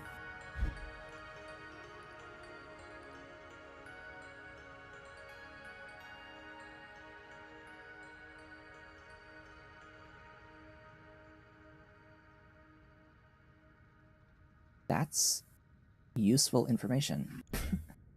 That will always give me layer 1.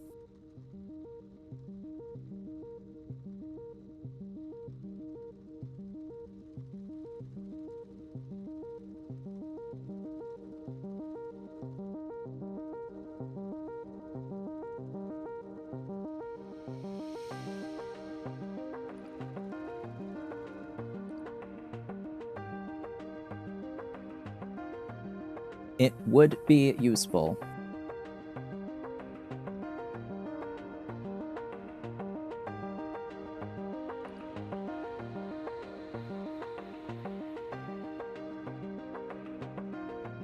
to go 1, 2, 3, 4, 5 and have checks for an empty layer, but I don't think I need it.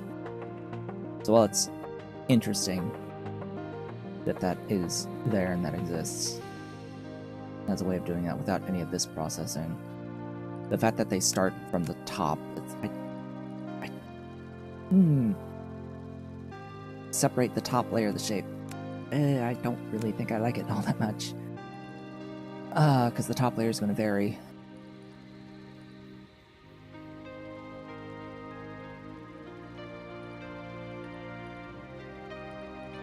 Between layer, on its layer count, it's going to vary.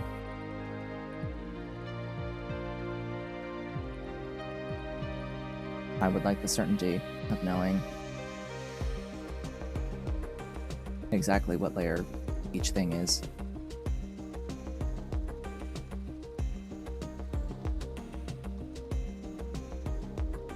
I wish this worked reverse. From the separate the bottom layer of a shape rather than top. Oh well. Oh well, I'll deal with it. As things are.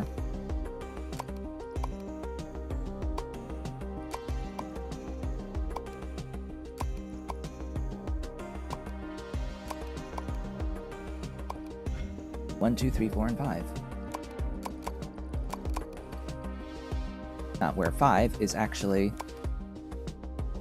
like a layer 1, basically. Or any of these, 5 or 4 or 3 or 2, would be a layer 1. Ollie cat. What are you doing? What are you doing over there? Get down. Ollie, get down. Down, down, down. There you go.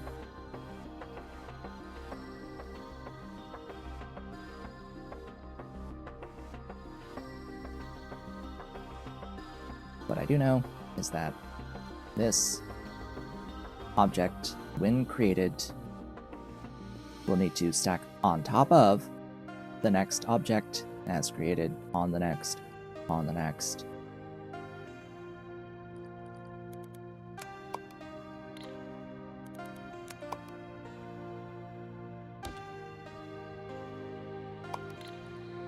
That changes the color of the thing.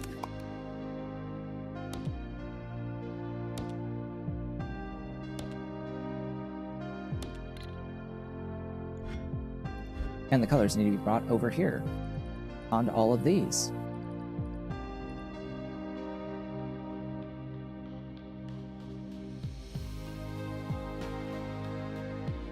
The colors need to be done a little bit differently, though.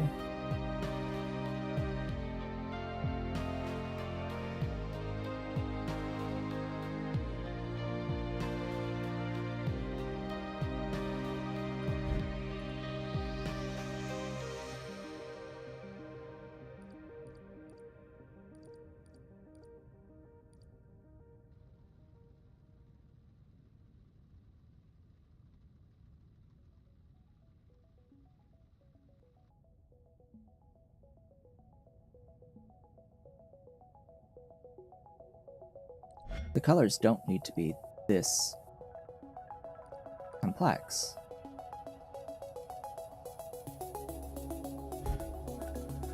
Because remember, colors are different. If these are pipes, that's how they behave.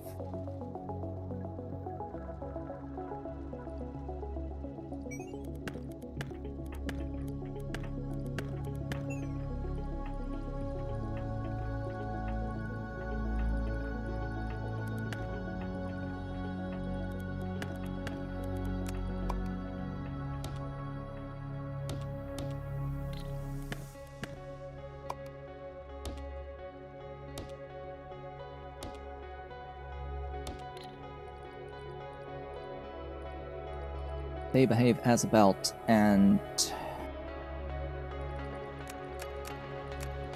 each receiver would be a belt of throughput, and if I'm going to intend on having a belt of output,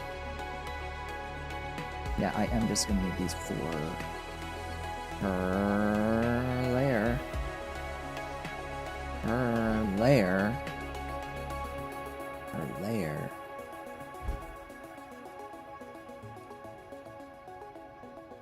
Right, these are gonna need to be like this repeated for each layer, with each of these being as part of that. Yeah, that's right.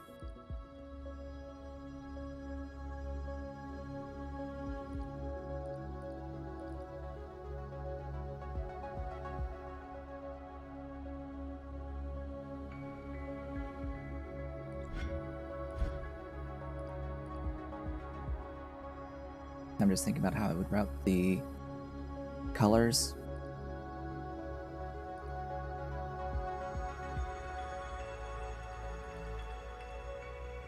What sort of comparison logic I would use for the colors when painting.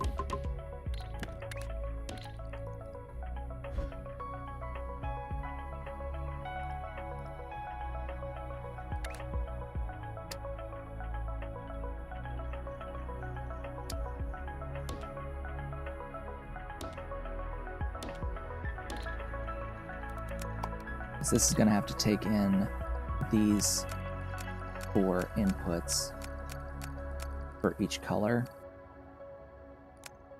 and compare it to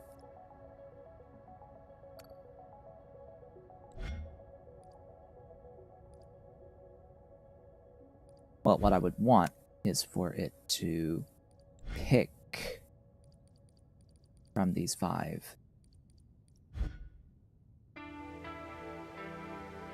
You can feed a pipe gate a color signal. So this will be our pipe gate, and it will feed in this color. It can just have all the pipes hooked up together, and it would only feed the one through, right? Because my thought was I will actually just have like a pipe that will be whatever, 7 to 1, 4 of them for each quadrant.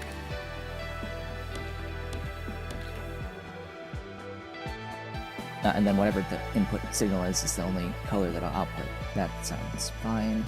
If that's how it behaves, that's great, actually.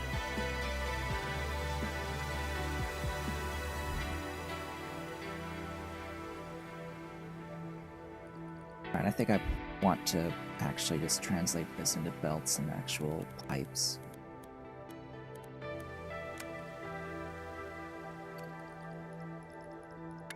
Like genuine belts and pipes using actual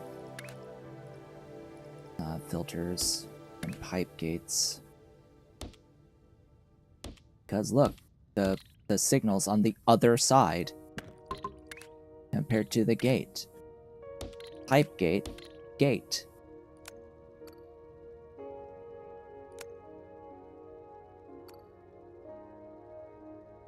Those signals are on the opposite edge. Now you can flip, fortunately. You can flip it.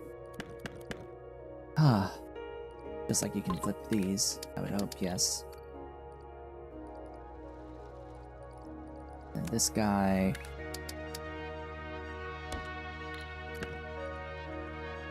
any here. My intent is one belt of output.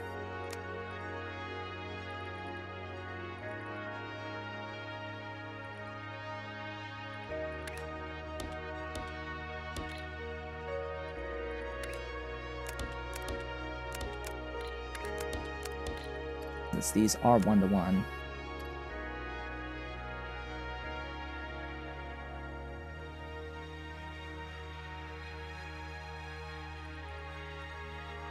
I'm just remembering that this is a check to see if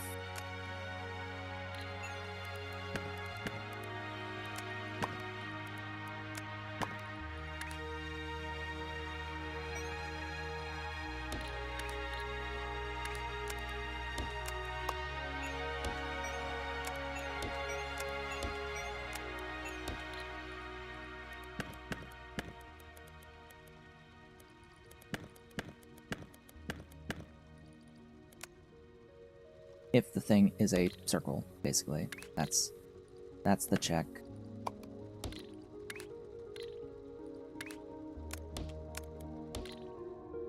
That's all the check is. It's just, is it circle? Yes or no?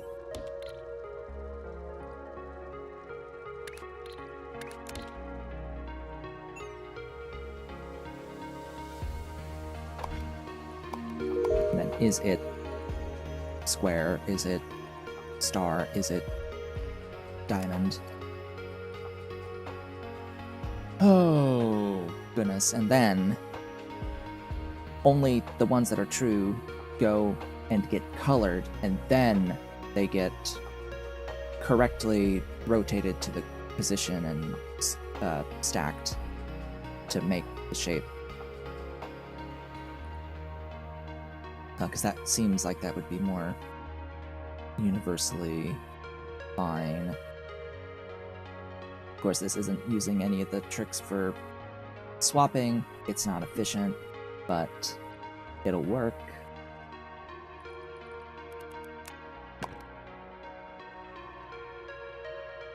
Oh yeah, that's like the whole thing, isn't it? That's the whole thing. Just add the, like, voiding of excess.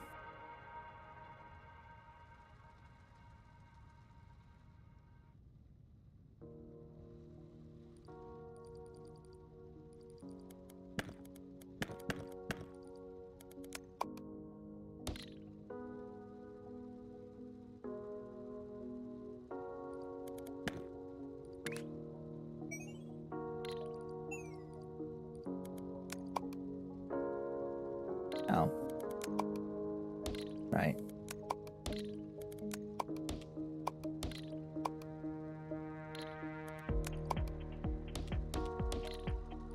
Need that.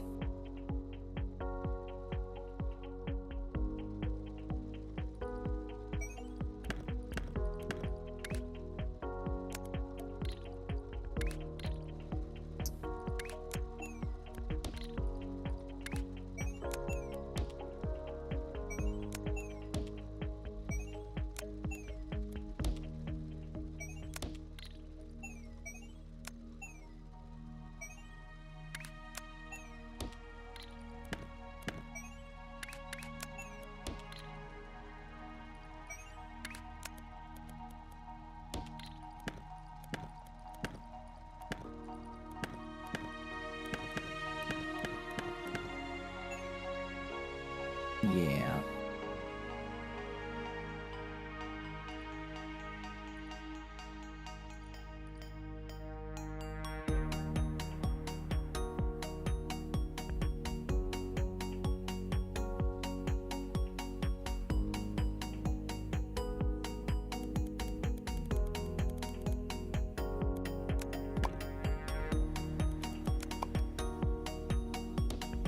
See, this is why I need to actually work with this from the start with belts and pipes, because clearly things are very different. These are rectangles, stars,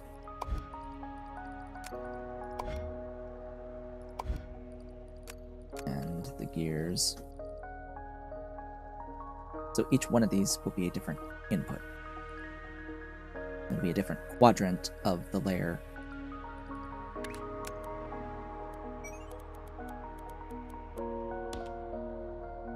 However, I'm actually gonna have this on layer 3.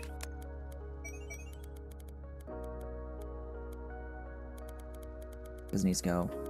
Ah, great. Yes. All the way across.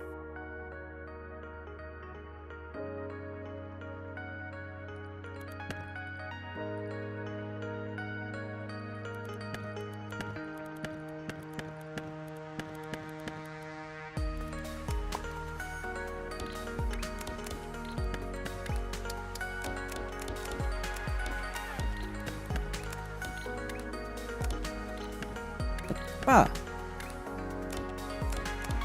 In.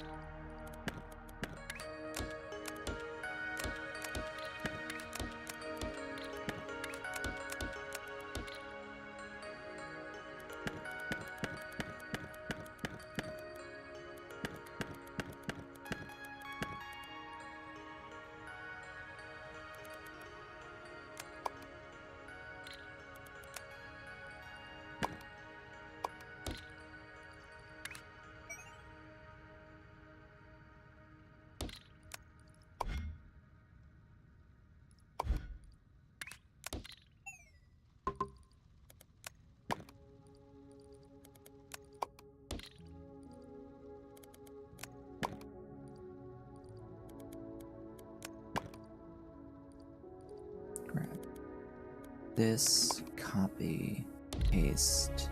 Wait, what? Where'd it go?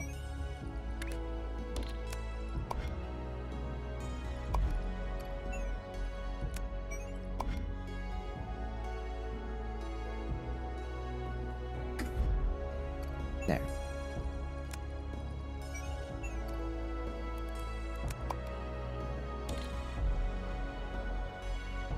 That's better.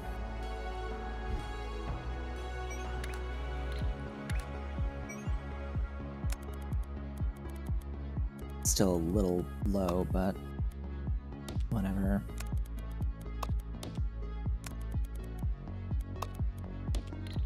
Great.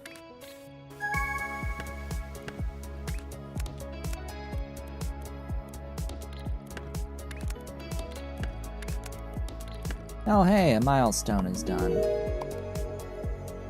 We've unlocked crystals.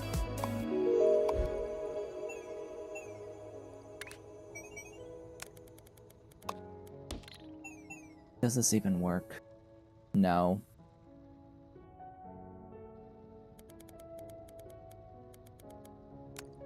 I do need to move it across, it's just...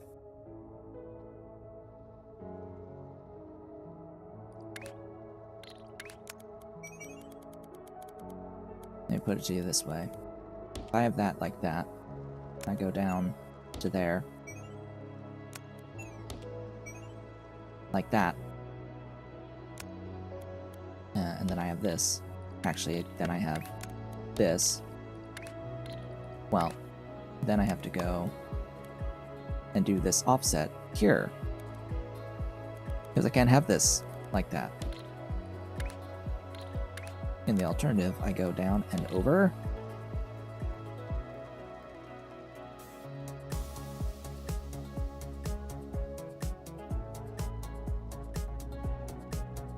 Maybe.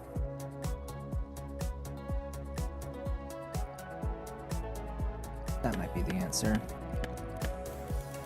I want to figure this part out.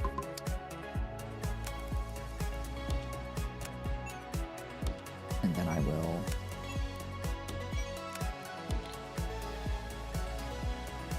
do the other stuff. So then... if I do a series of bosses...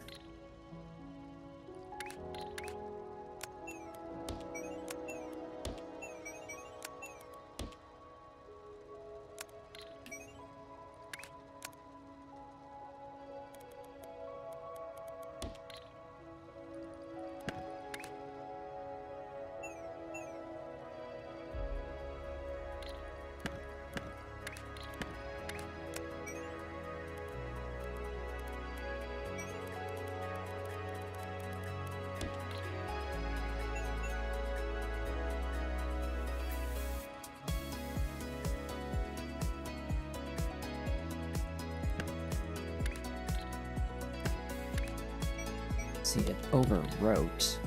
I didn't want it to overwrite.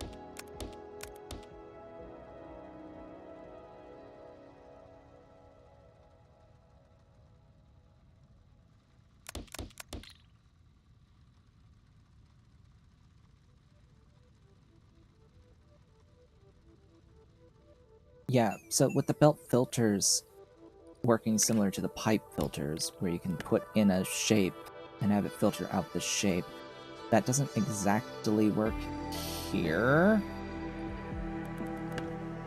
in this way. That won't really work out here.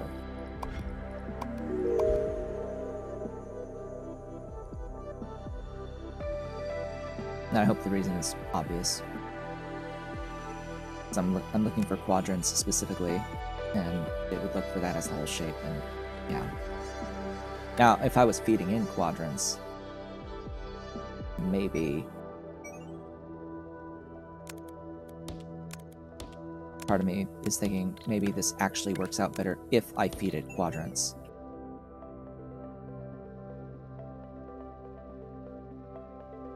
Because if I feed it quadrants, then I don't need the comparisons.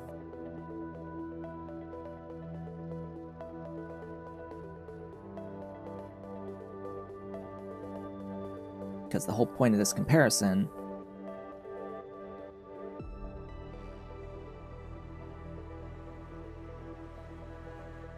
well, that's pretty much what I'm doing, is I'm going to take the full shape, cut it to quadrants, and rebuild the intended layer based off of that.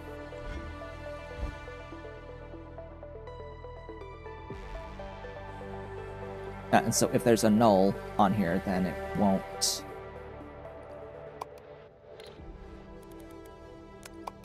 deliver. It'll all be voiding anyway. So this is why I'm now saying, actually, it may just be easier to import quadrants, import quads, and work with the quads. And then I don't need this comparison because it can directly feed into the belt filter.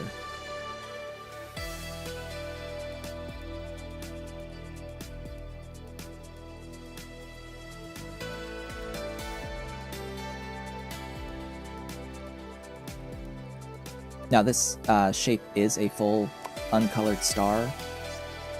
I can do that with a display here. It's a full uncolored star that it wants to make, so of course it's bringing in all 4 of these.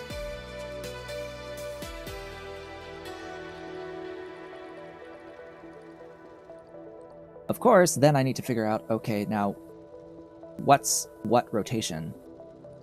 Because I should set up from here, from these belts, what each rotation should be after it's been checked.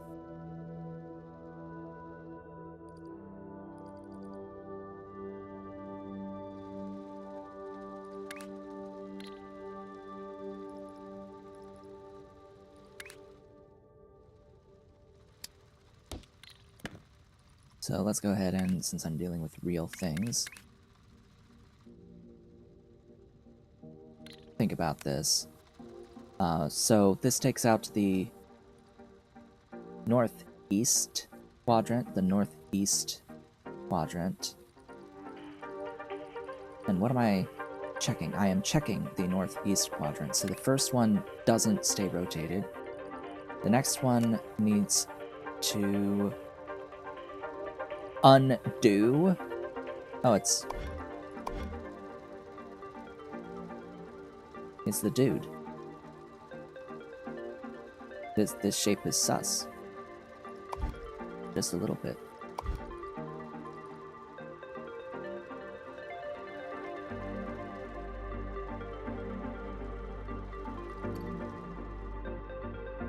Yeah, if I change this to be something else, like, I don't know, that guy, or that guy. Oh, it's null. It's null because it's... Alright, well, with this it brings out just the 2 star pieces, but I know that this third piece is a 180 regardless.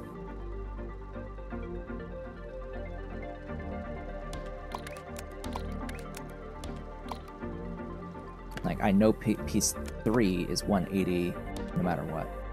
It's just figuring out, okay, are the other 2 pieces clockwise or counterclockwise? Here I went clockwise, so I think the solution is I have to counterclockwise.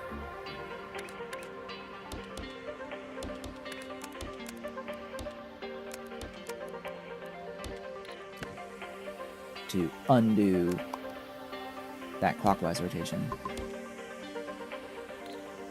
God. Oh god, no. No! V. V is the key for me.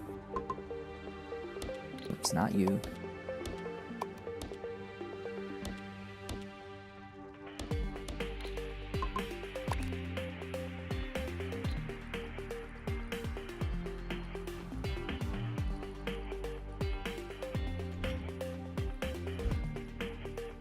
Would help if I had actual inputs that I'm working with here, but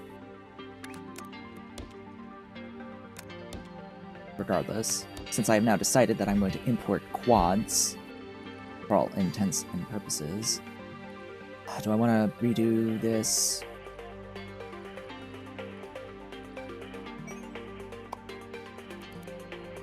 The answer, of course, is yes.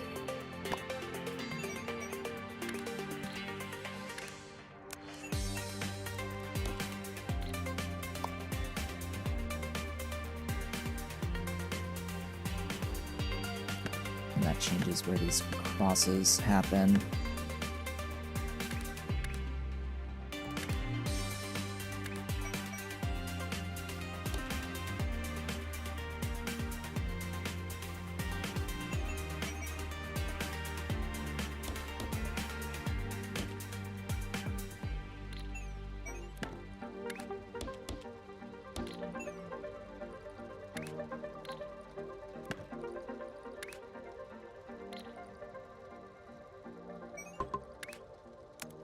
I mean, yes, this is the end of that line, but I'm going to be copy-pasting stuff.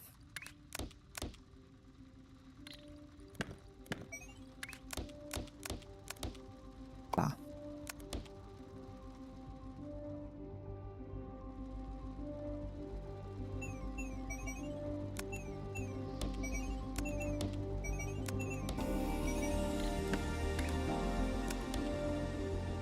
That's it.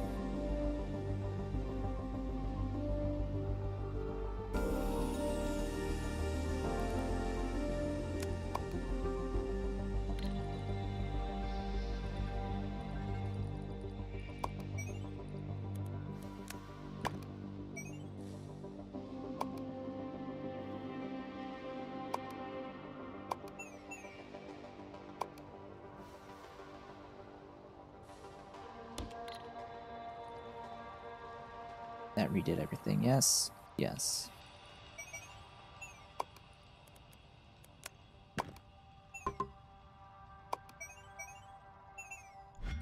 Ah. Paste.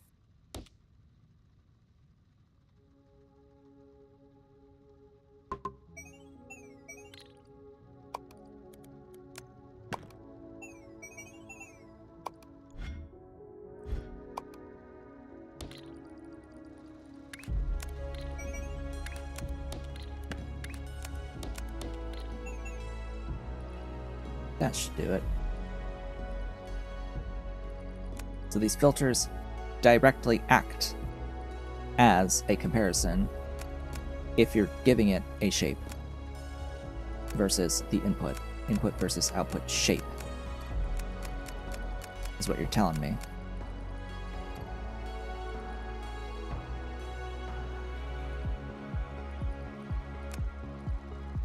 Which is interesting, because they do also say that they work on logical signals. So that could be confusing because it's not stated in the tooltip that is the behavior. Because the behavior as stated in the tooltip is that it is based only on logical signals. And a shape is not a logical signal, in my opinion. It is a signal of a shape, but it is not a true-false. My assumption here is that it's looking for a true-false, but I guess that it's using the term logical signal to refer to everything that is on the signal network. To me, that sounds like true-false only. 0 or 1. Not a shape or a color. Which clearly the wires can carry that information, but I consider them different in my head. I guess I should have labels and label these things in case I forget. And be like, yo.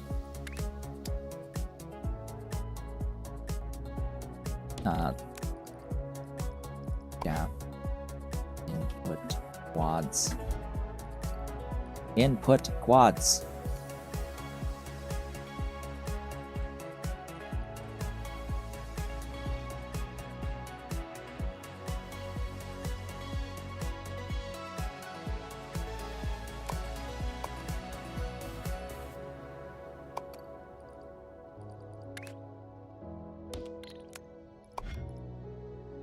Layer input.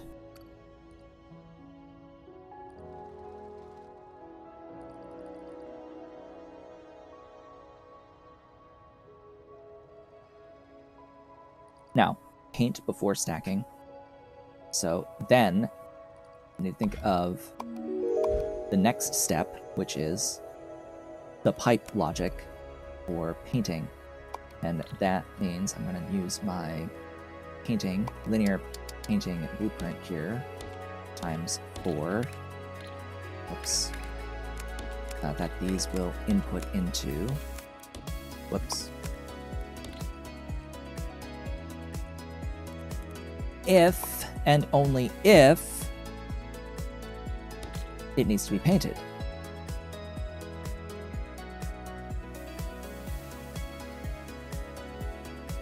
That's the next logic. We need to determine, are we colored or are we uncolored? Now that can be another filter, yes. Checking specifically for a color. That needs to be a comparison between colors.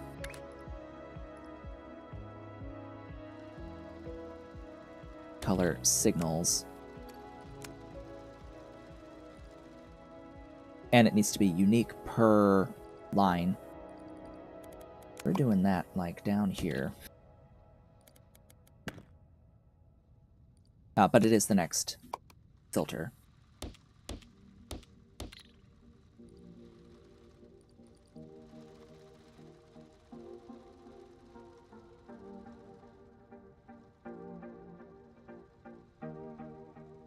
With extra logic, that needs to determine basically if it's going one way, the opposite way needs to void. Or maybe not. Maybe not. It just doesn't go down the other way, actually. I'm thinking about it. I think it's much easier than that. There's just either voids or it doesn't. But I need, like, room for wires. Because, yeah, we need more wires again. And the gate.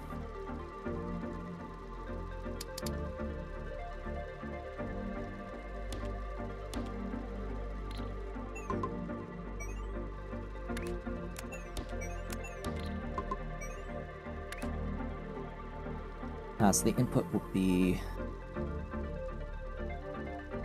whether or not we're colored. So we need to be... I need to decide, is the check mark going to be, does it have color, or does the X mean it's... Or, like, does X mean it's uncolored, or does X mean it's colored?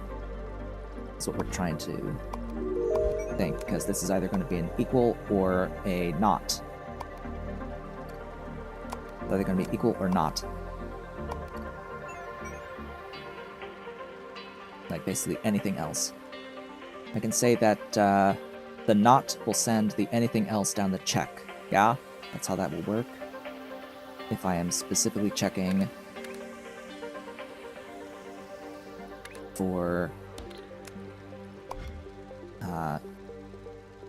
color U, uncolored. If I'm specifically checking uncolored, and I'm just putting it there to save on wire space. Of course, a nothing is a not as well. A non-signal is a signal in that case, in which case...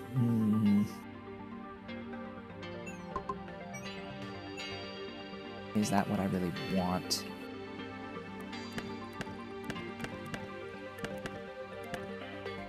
Whoops. Whoops.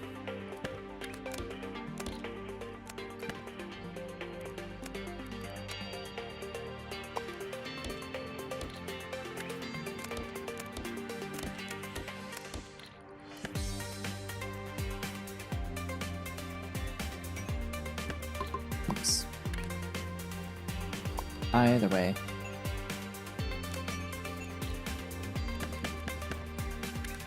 These now need to go up to their 2.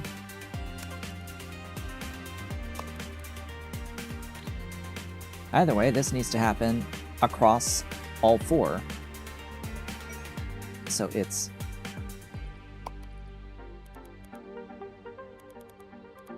this same wire logic again. Does that select absolutely everything, or is it just going to be my wires? It's just going to be my wires. Thank you, Lord.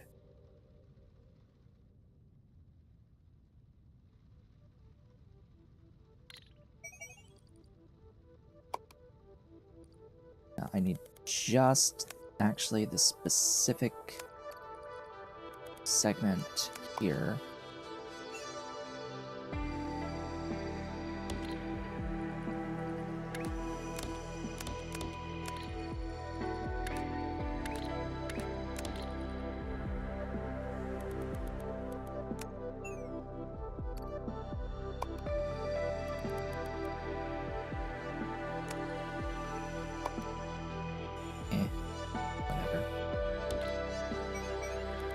These.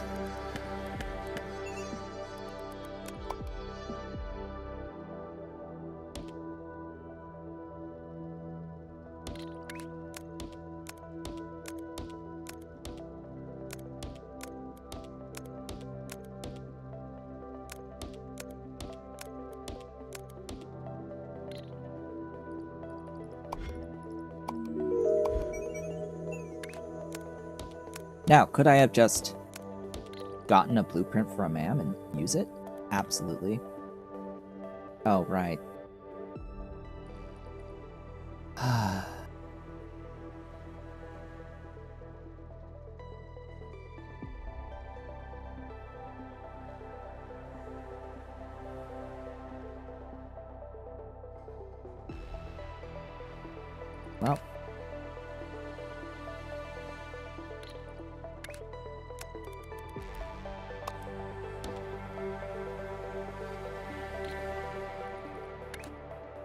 time for some of this action.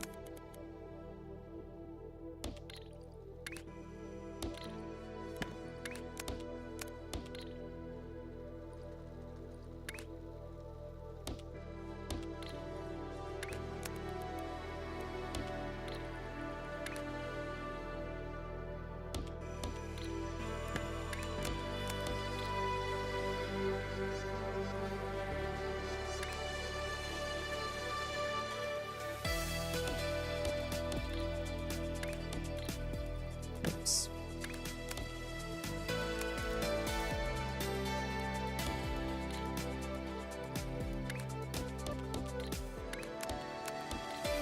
I think I've done this right.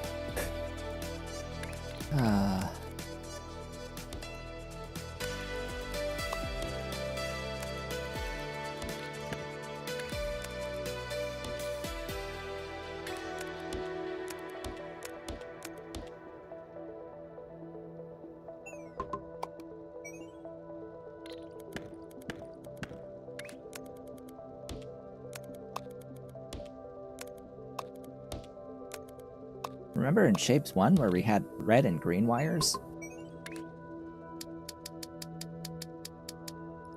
At least I think we had red and green wires.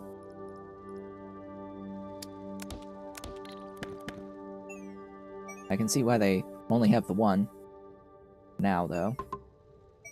Because, frankly, the other color of wire was not really needed. Especially when you can have bridges like this.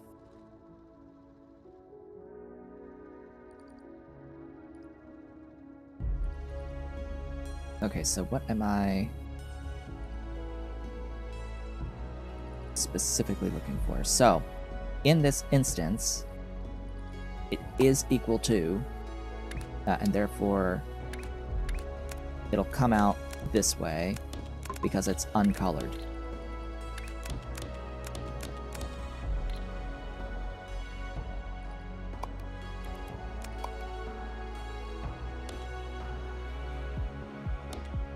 Oh, and this is a bit too low, but whatever. I don't care. I'm actually going to get rid of these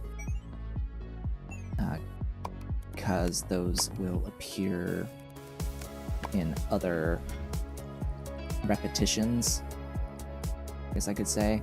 And I have to redo all this. And I'm getting caught up in doing this and not building out my milestones for final qualification.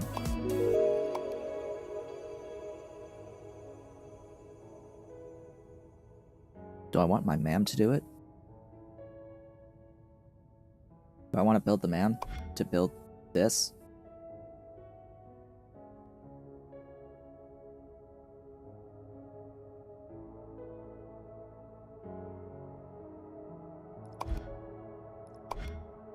Adding crystal logic to this will be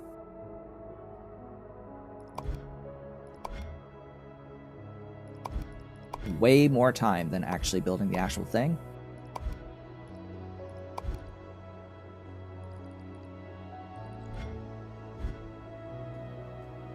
I don't think I'm going to do it. I do think I will spend the rest of the stream working on this, though. Oh god, 80 research points. What do I get?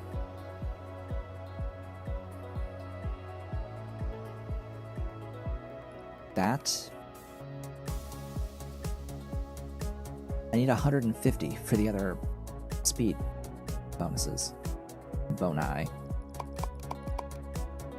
Sure. Trains! Train speed and capacity. That sounds fine to me. Yeah, I think I'll be working on this for the rest of the stream. Then when we come back next stream, I will do the milestone work. Once we finish that, we'll go back to this. Just so that we're not all completely disjointed.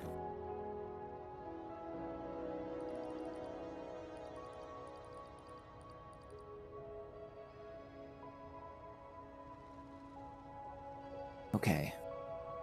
So the question is now, how am I gonna route the uncolored stuff versus the colored stuff,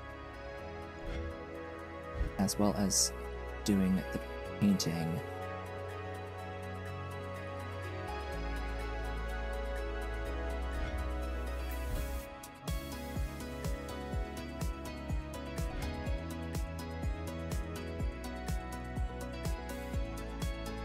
And doing all of the pipe work.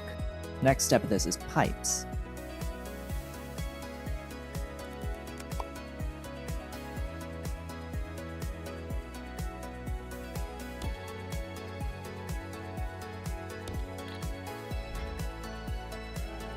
I don't think I want that.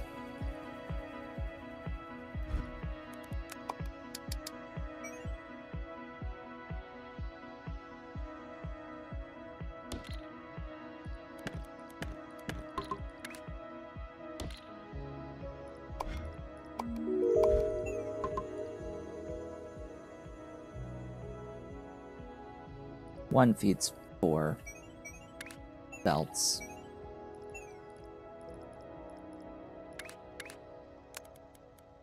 Just like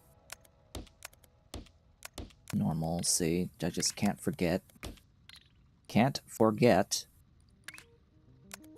that one pipe feeds 4 belts. The problem is that that's not the logic I need. I will need this for each, because each could be a different color. Each could require a different color.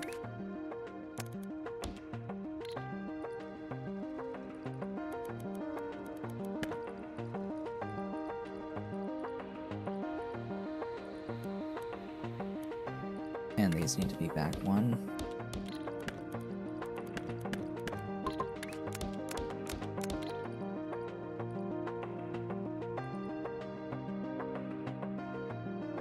And I need the signals.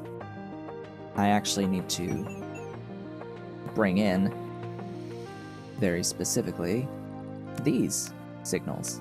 These ones right here. These guys. Yeah, they need to also come back and get reused for the pipe gates.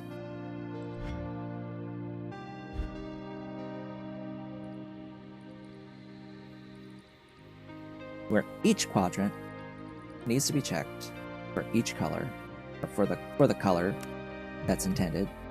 If it's nothing, it won't work. Duh. Or it won't pass through a null at the uncolored color.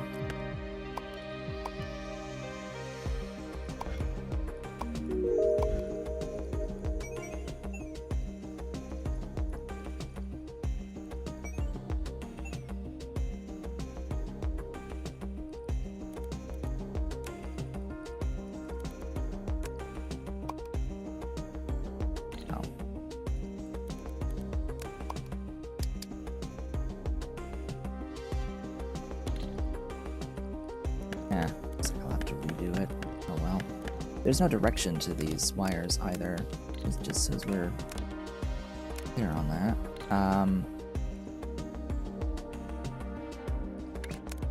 Yes.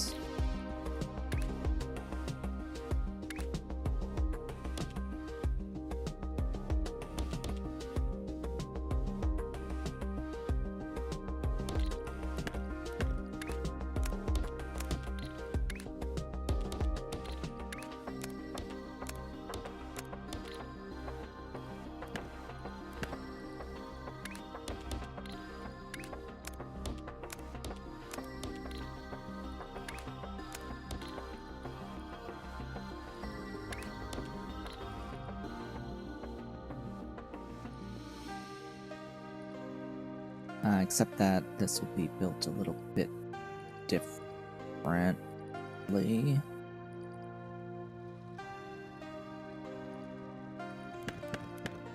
Probably not even going to need those based on how this is going to come in.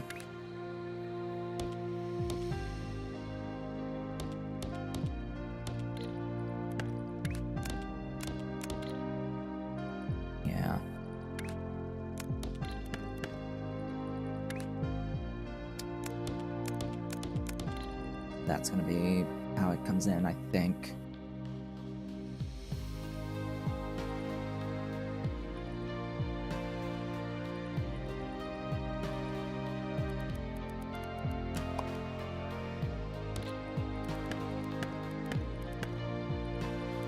Oh yes, again, with this situation as well, we have to move it across.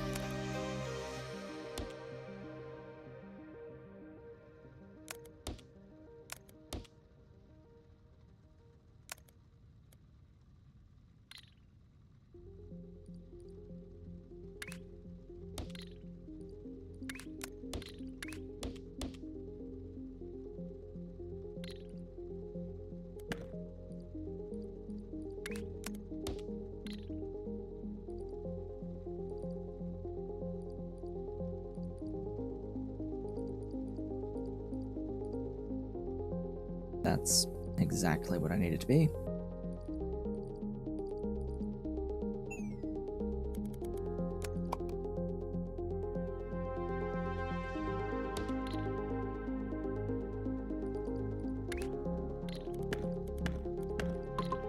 Fortunately, this one I think is a bit easier. Oh, whoops. It's layer 1.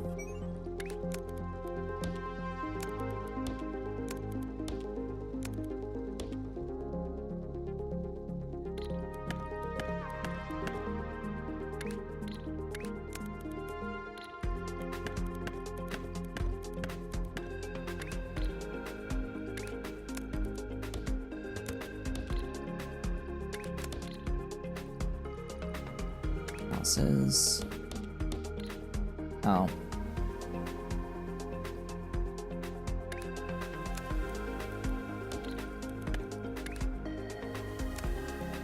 Yeah. That's an issue. Alright. Cross. In.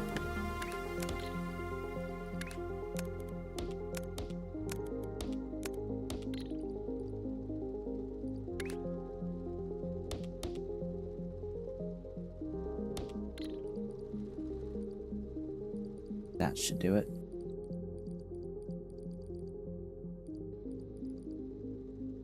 Of course, all the pipes have to come in on layer 3.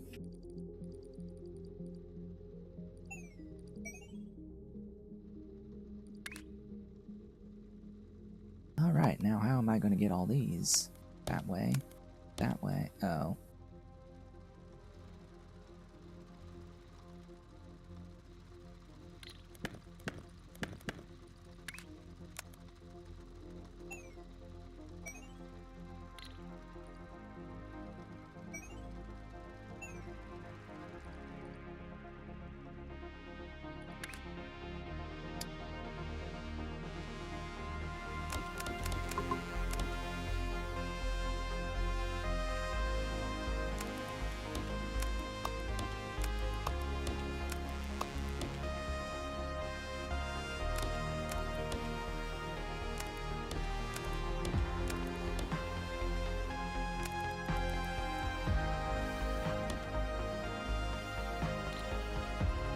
Crosses.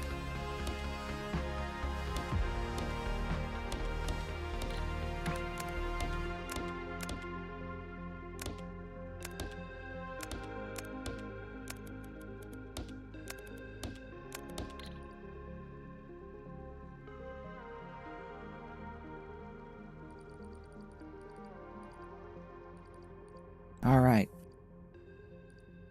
Messy, but functional.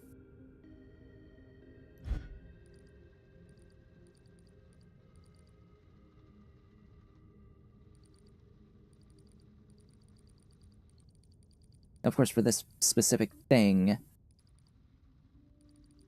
it just needs to output a regular star in the end. But what's being built... Oh, I have to move you further.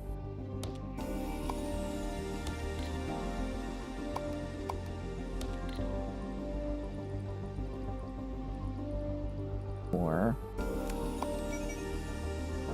higher.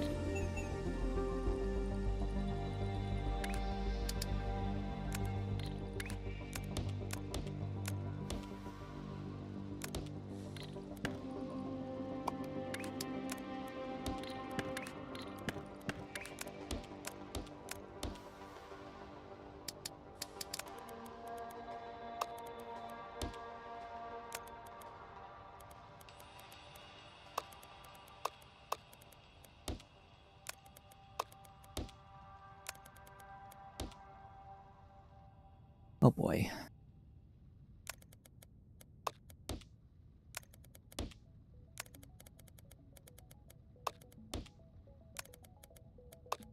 If you're wondering what happens to those other uncolored ones, well, good question. I don't know the answer. At this moment in time. They need to make their way out fully to the next part, which is the stacking.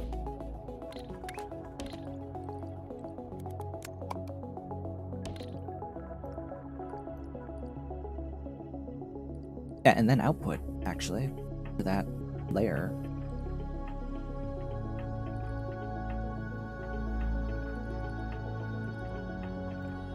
And this is just a simple MAM. Without pins.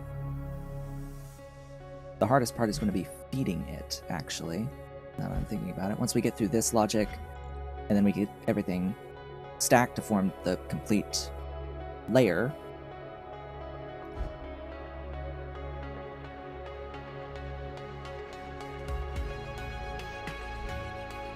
which, goodness.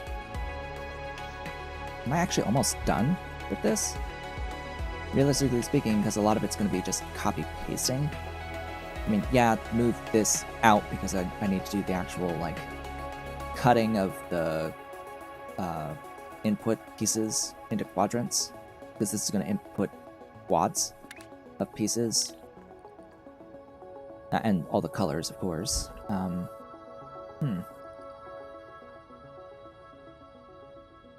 Now, why am I checking for, like, is red, is blue, is green, is yellow? I don't need this at all, because as was determined, this logic is that.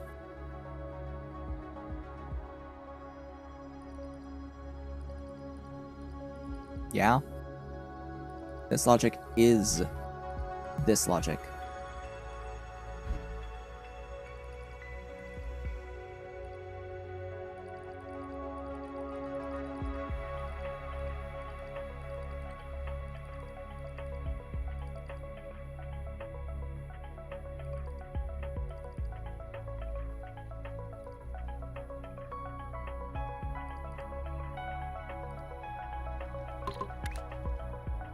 See, my interpretation was that I could have a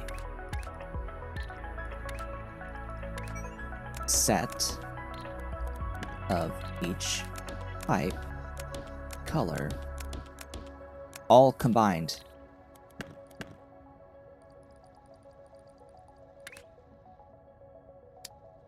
To one of those, and that the signal would determine which color flows out. That was my interpretation of what was stated.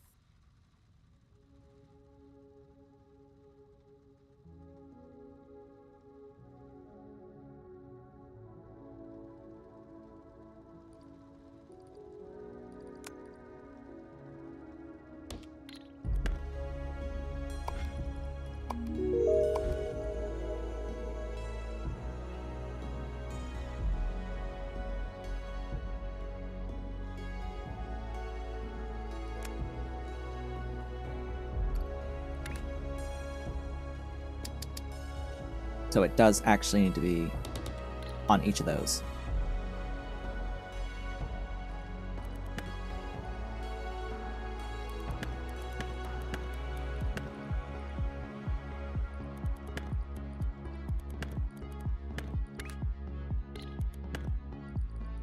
In which case, everything we just did is pointless.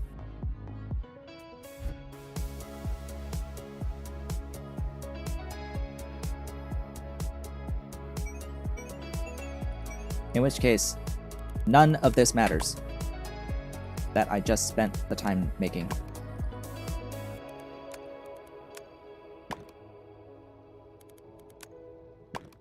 None of it.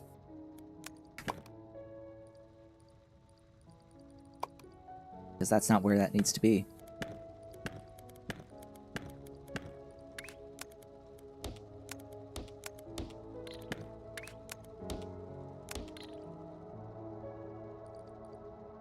these guys out here, that needs to cross over to these.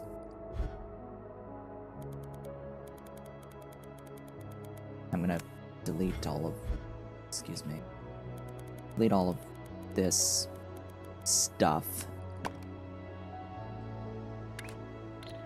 and use actual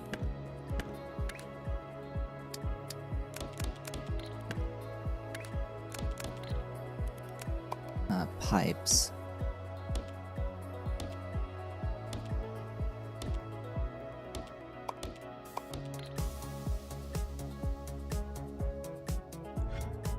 The most that I would need of any one color would be 4 belts worth, which is, of course, this single. Is that what's happened? Oh god. I just figured out why occasionally I end up with a thing that like goes in the wrong direction. Oh hey, 50 points. Boom.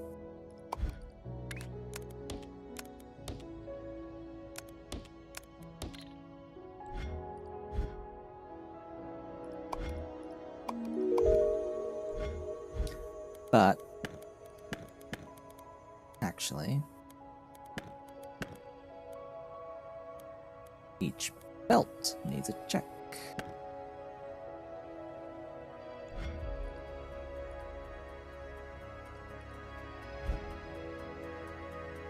How do I actually want to check it? How do I really want to do this check?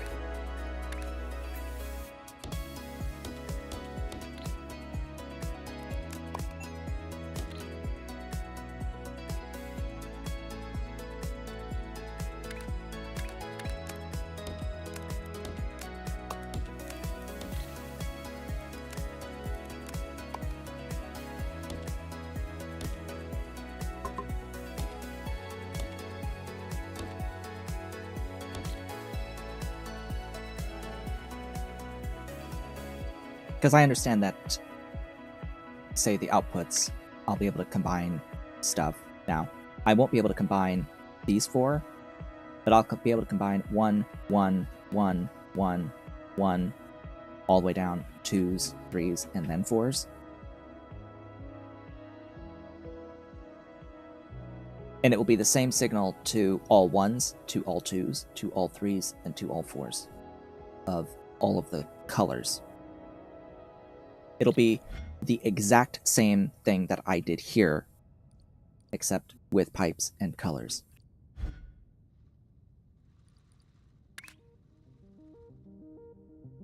It's just that.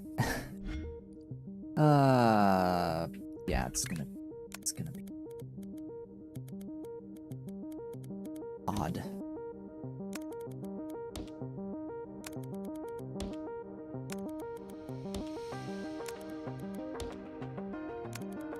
And I guess it won't matter really what color is where, huh?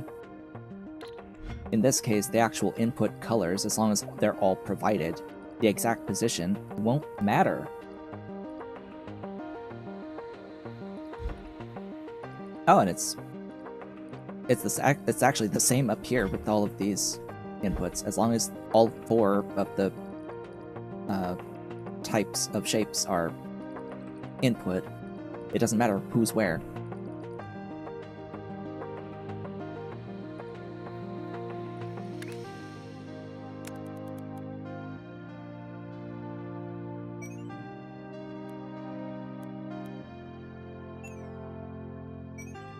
Yeah, let's have it here.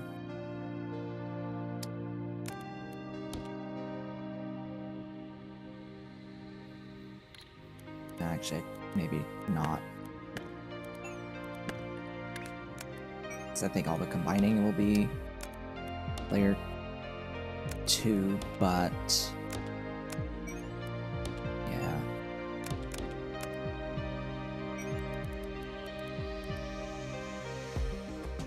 Ugh. Yeah, this is gonna be messy.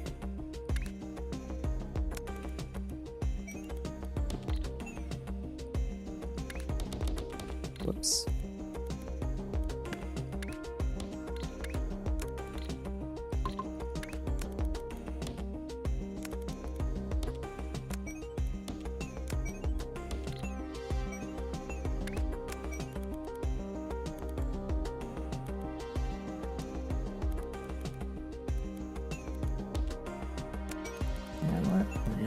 guess.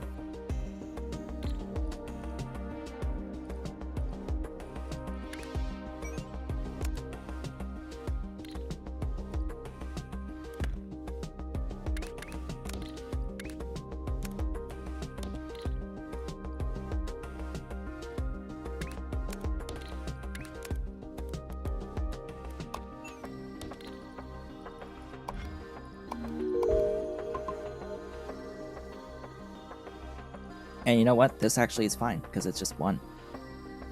It's just one. Yeah.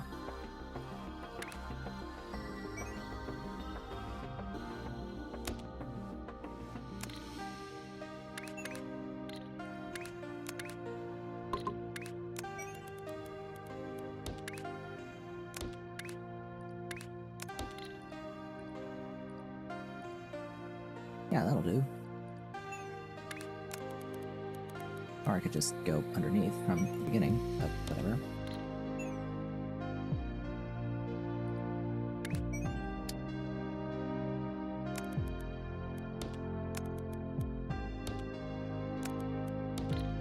Oh, whoops.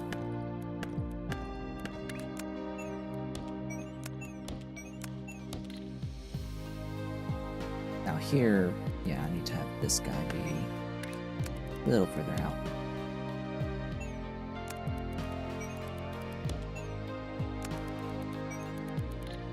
Whoops.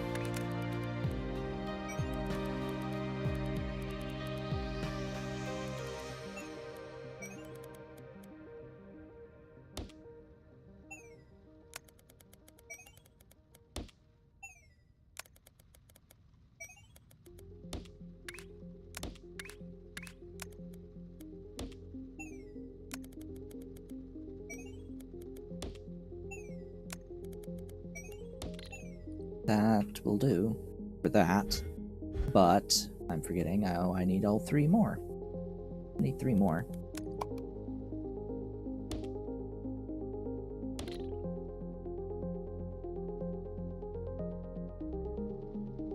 Yeah, about that. About that, see.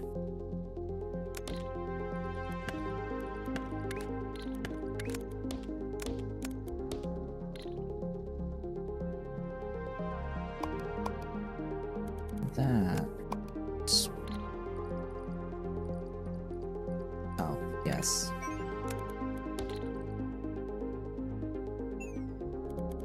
Just grab that.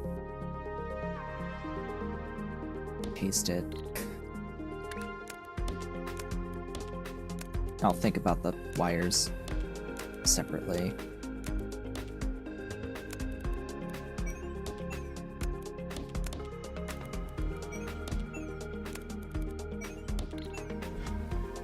Because all the wires have to get in here too. All these wires. Yeah, these guys. They're probably gonna have to be layer 3. Shifted.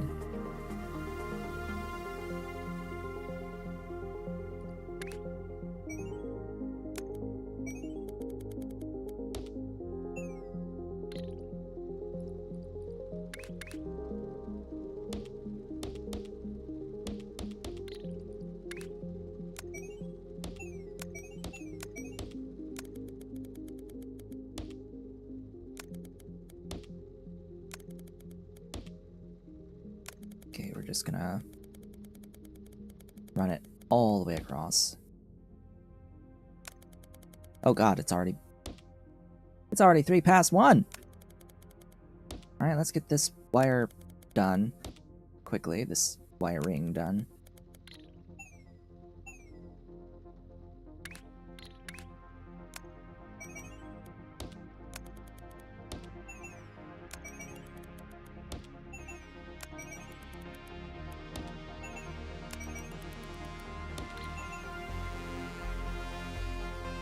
Okay, grab that section, paste it across.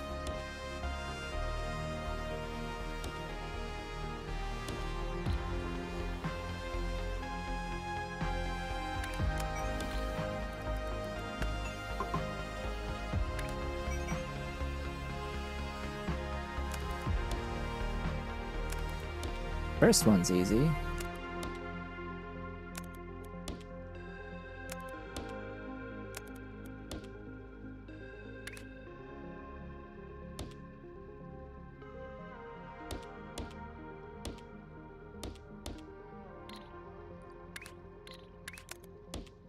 Then I can just copy that.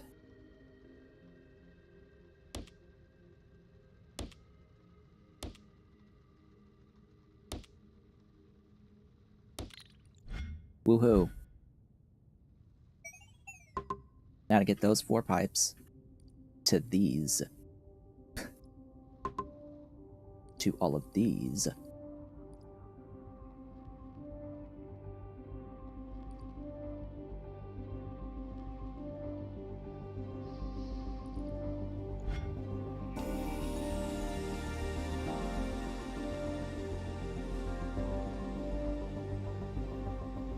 I can do the same thing with the belts, can I?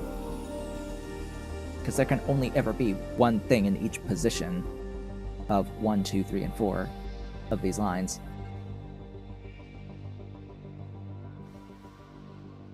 So I can combine all of the 1, all of the 2, all the 3, and all the 4 together of each thing from here.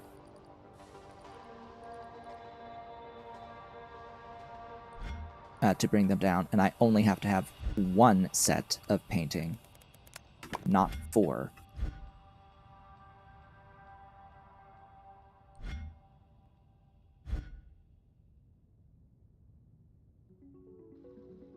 Because I don't think I will have to care about which of the shapes got chosen, only that the correct shape got chosen for that specific position. So I can combine the first lines, the second lines, the third lines, and the fourth lines, and so that I don't forget to do this, I'm going to do that right off the bat.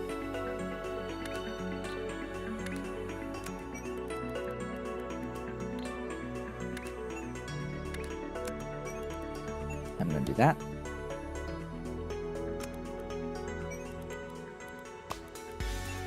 And that. This one's a little trickier.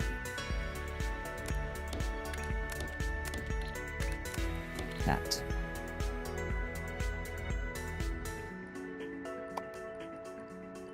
And break all of those, actually.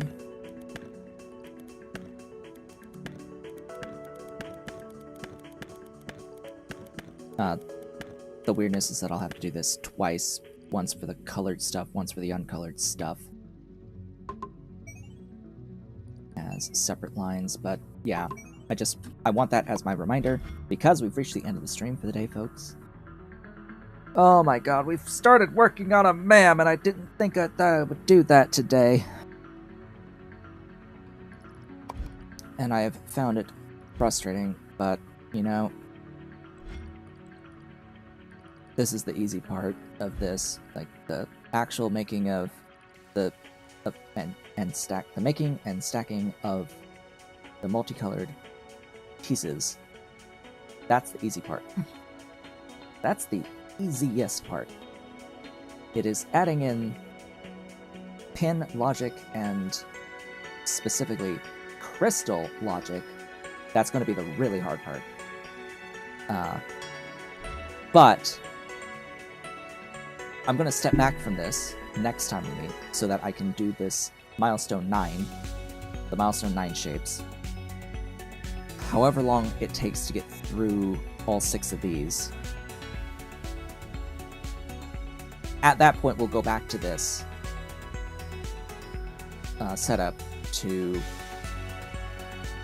make it so that it can do at least as many tasks as possible to clear through. I guess I might include something for pins in here. Oh hey, it's a layer 1 pin. It's a layer 1 pin that was unlocked, I think, before crystals.